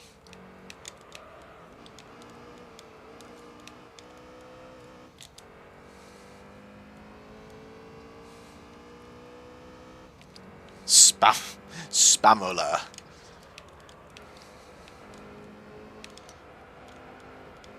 Want some spam now. I know for some that might be a controversial opinion, but I like spam. As in the tinned meat, not the email communication.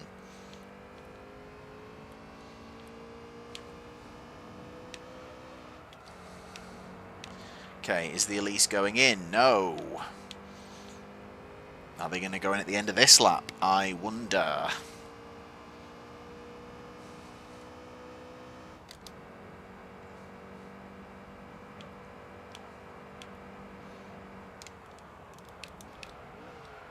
Or are we on the same tyres and are they just quicker? MR2's going in. They were all the way off the back.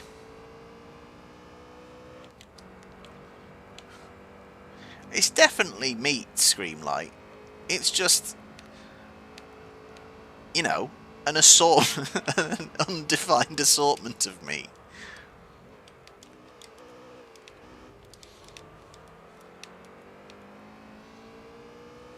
Yeah, fried spam. Absolutely magic. Spam fritters, as it were.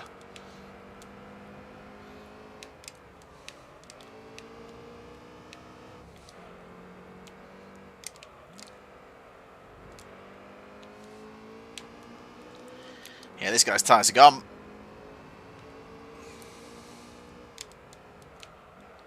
He's struggling big time, which means he will stop.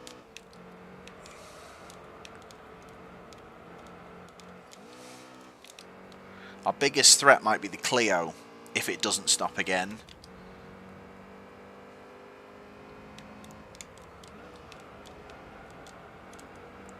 And to be fair, I say his tyres are gone, but he's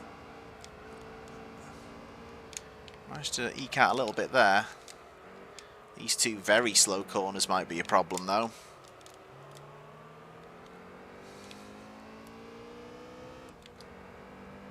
Either way, I think we've got him. If he's not stopping, his tyres aren't going to be that good this last lap. There we go. Peels off. Right. What is the gap to the car behind, and are they stopping? Two cars are peeling in. What is the car behind us? Oh, I wanted to know what the car... Oh, it's the Tommy Kyra again. Also no stopping. If I remember rightly. So I think we should be able to hold them at arm's length. And get this slightly unique competition done. The first where we've had to consider tyre compounds and pit stops. It's made it really interesting. I've really enjoyed this. Not won it yet, though. Come on. Showboating round the hairpin.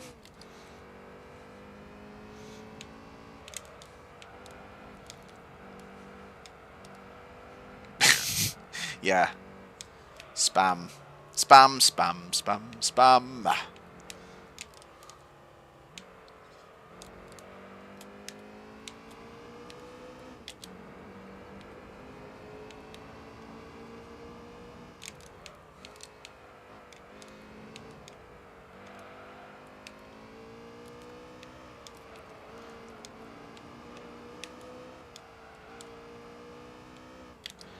All the guys who've stopped are all particularly close together. I don't think they're going to have enough time to get us. Just got a couple of corners to go.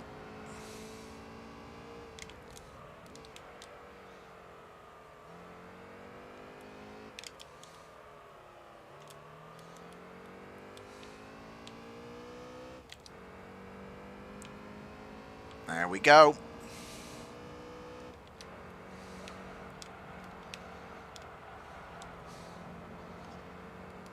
Beautiful. Second competition of the stream done. We're cooking now.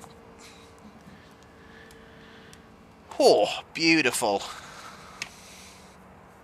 Similar to, but legally distinct from meat.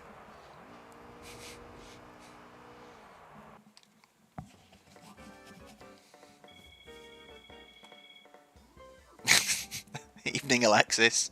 Thank you. I will take that to heart. Absolutely.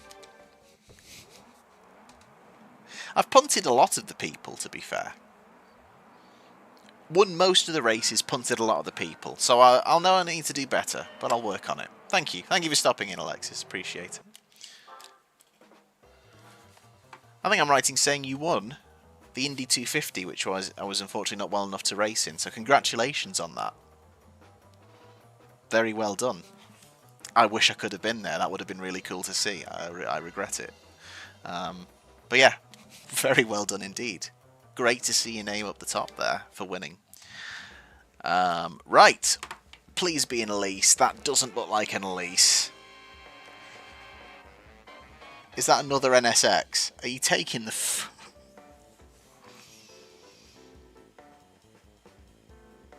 I am...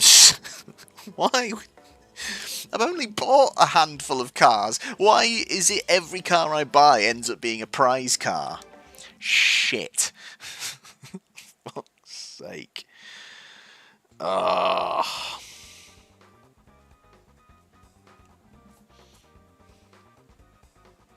Absolutely devastated. Let's see what type of NSX it is. Maybe it's the special Zero version. And yeah, to be fair, the colour is quite nice. A little bit distinct. It is the S0. But obviously, we've put a fair bit of money into our NSX.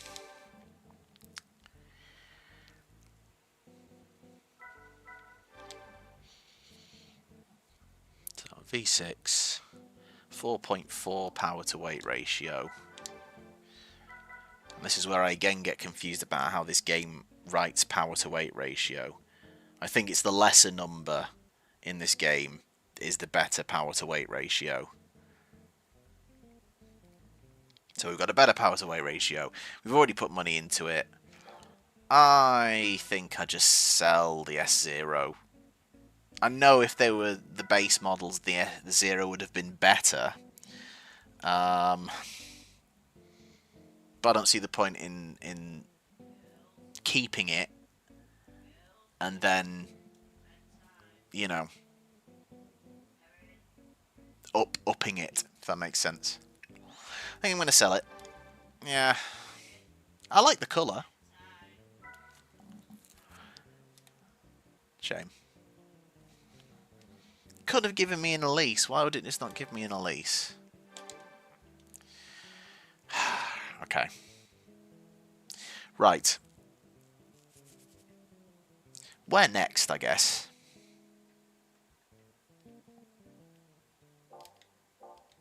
What are we on? We're up to 2.5 hours. Might have a crack at one more race before... Oh, that's not where I want to go. One more race before calling it an evening.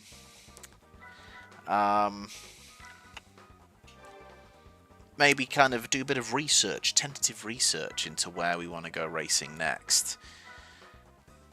So we've got the FR Challenge. Only one of them, to be fair, we've done all of them apart from the FR Challenge in terms of the drivetrain competitions. Let's have a look.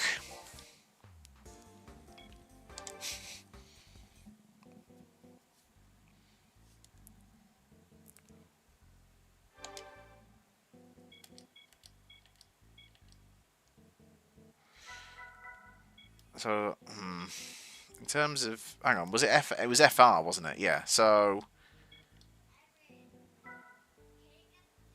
CLK 55 might be the one.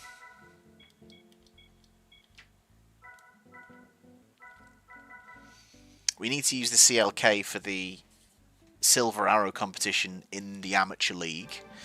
So that might need upgrades anyway. Quartz metallic blue. What have we put in this?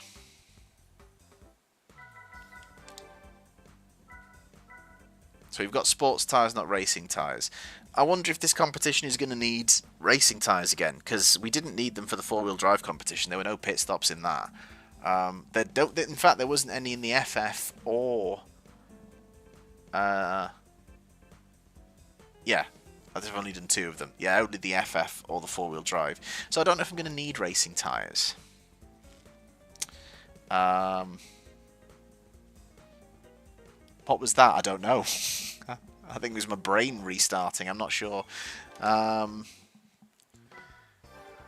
Yeah, I definitely think we're coming to the end of the stream. My focus and brain is just starting to switch off. Let's try the car as is. It's a very cumbersome machine. See if we can improve on our previous attempt of 6th.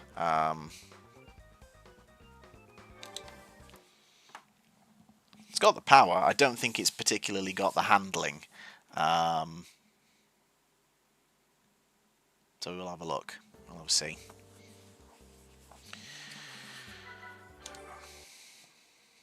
Quick check at why I can't change.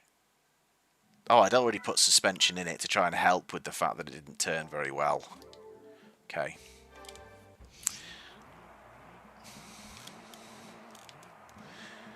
Let's see how well this does, and then at the start of the next episode, we can look at what we need to do to improve it, if anything. Did I use the CLK in this race before? Am I just literally doing the race again with this car I used? This was the CLK I used for the Legend of Silver Arrow Legend of Silver Arrow competition. The Legend of Silver Arrow competition. Now we are trying it in the FR competition, in the Amateur League.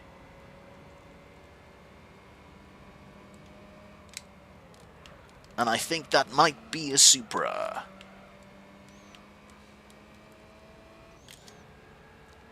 But I can tell you that we are not Supra quick.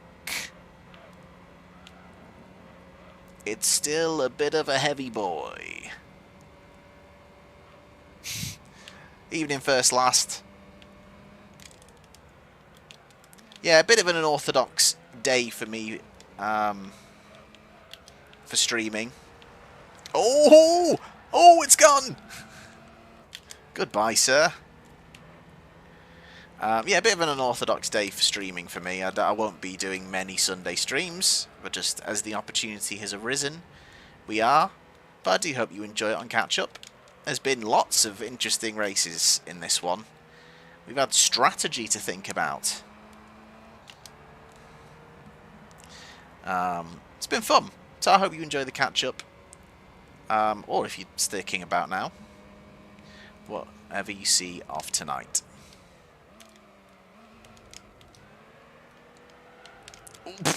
Ooh. Spinning up those rears, boy. Okay. So we've only got the sports tyres on. If no one else stops, we can assume we don't need to splash out on buying racing tyres.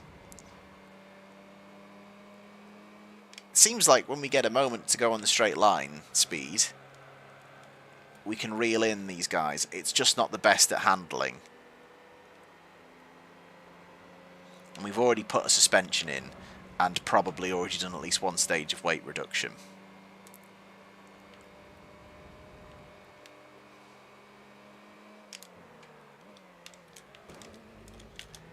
That was smooth though, that was nice. Past the Supra.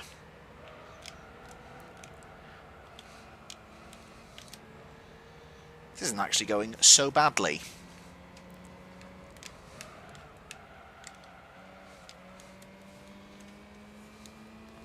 I'm really paranoid I'm going to pull this way. It seems to be snagged on something. I'm really paranoid I'm going to pull the bloody wire out of the remote. Ooh.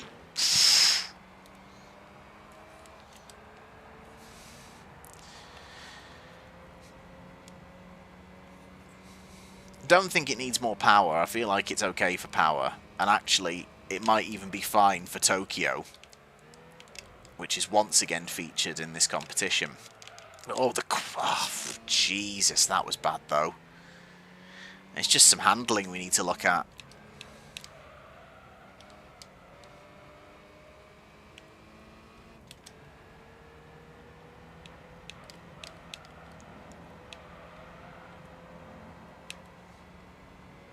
come on, come on, go, go, go.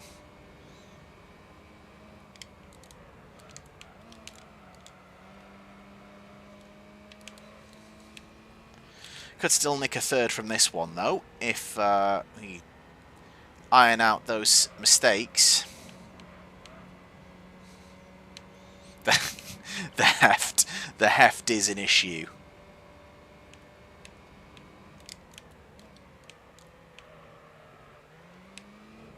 Oh, pfft, bloody hell.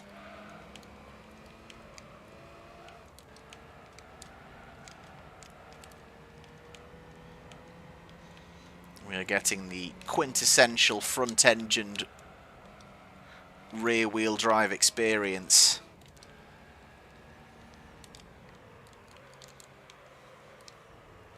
Lots of understeer on entry and wheel spin oversteer on exit.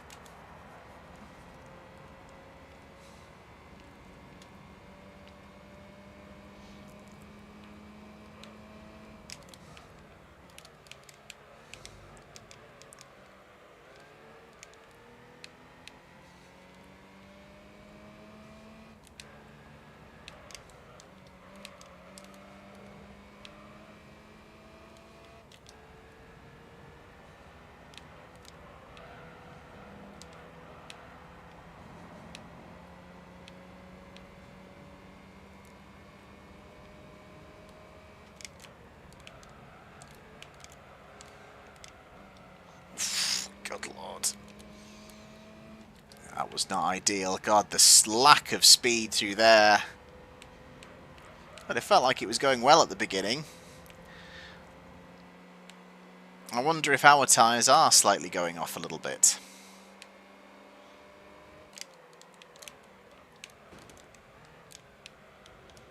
Compared to them. It's definitely another back to the no pit stop scenario. But I wonder if it's worth buying the medium hard racing tyres for this.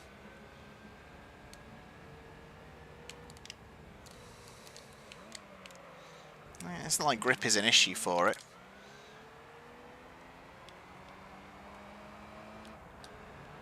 Come on.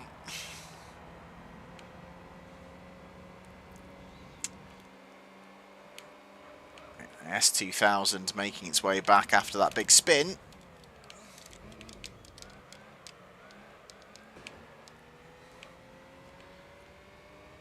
There we go.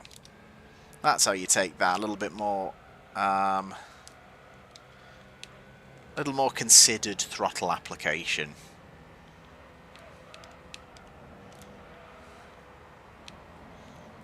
Come on, come on, come on. Oh, and so all of a sudden,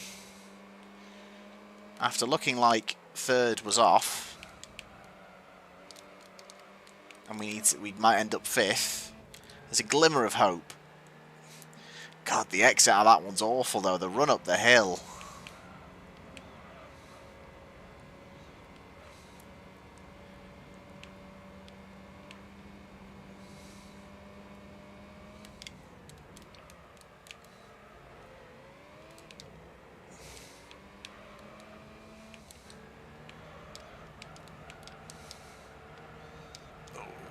Out wide we go.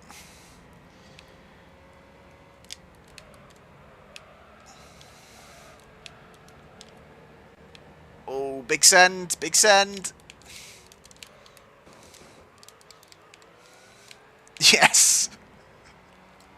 We're going to grab it at the final corner. We get podium at least. But I think a couple of improvements needed to the car. I don't think we need to buy the racing tyres for this, because obviously no one else is stopping. I think it's clear it's sports tyres, and the racing tyres are very expensive, so I don't think it's worth it when no one else is running them. I definitely think more weight reduction and stuff to just help the handling, whatever we can do with that. But that's promising. I think we can work with our business executive class car and potentially do the FR challenge. But we will look at that in the next episode. Let's have a quick look at our game progress.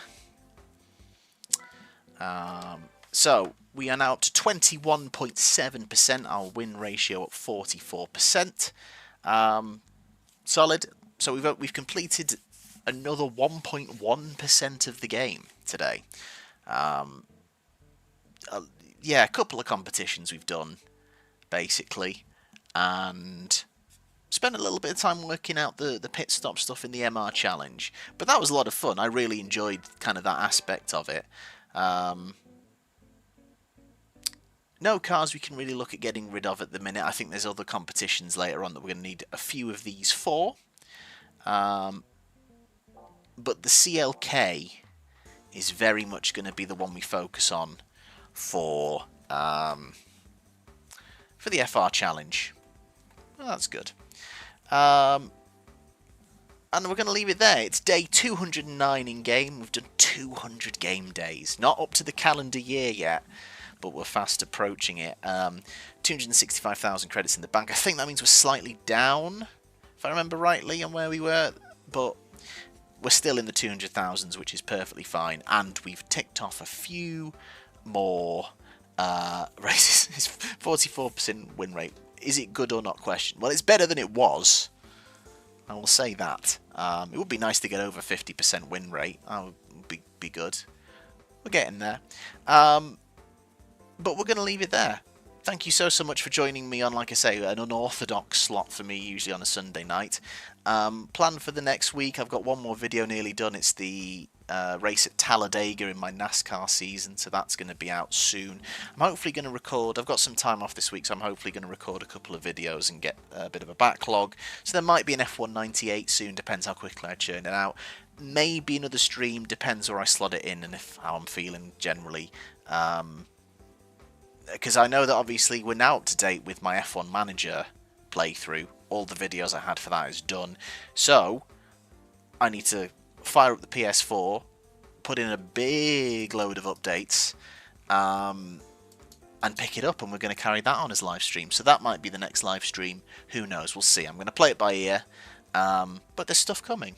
So thank you so much for joining me. I hope you've enjoyed the Sunday afternoon stream. And yeah, I hope you enjoy what's left of your weekend. I hope you have a good week ahead, and I will see you again very, very soon. Thanks for watching. Have a good one, guys. Cheers.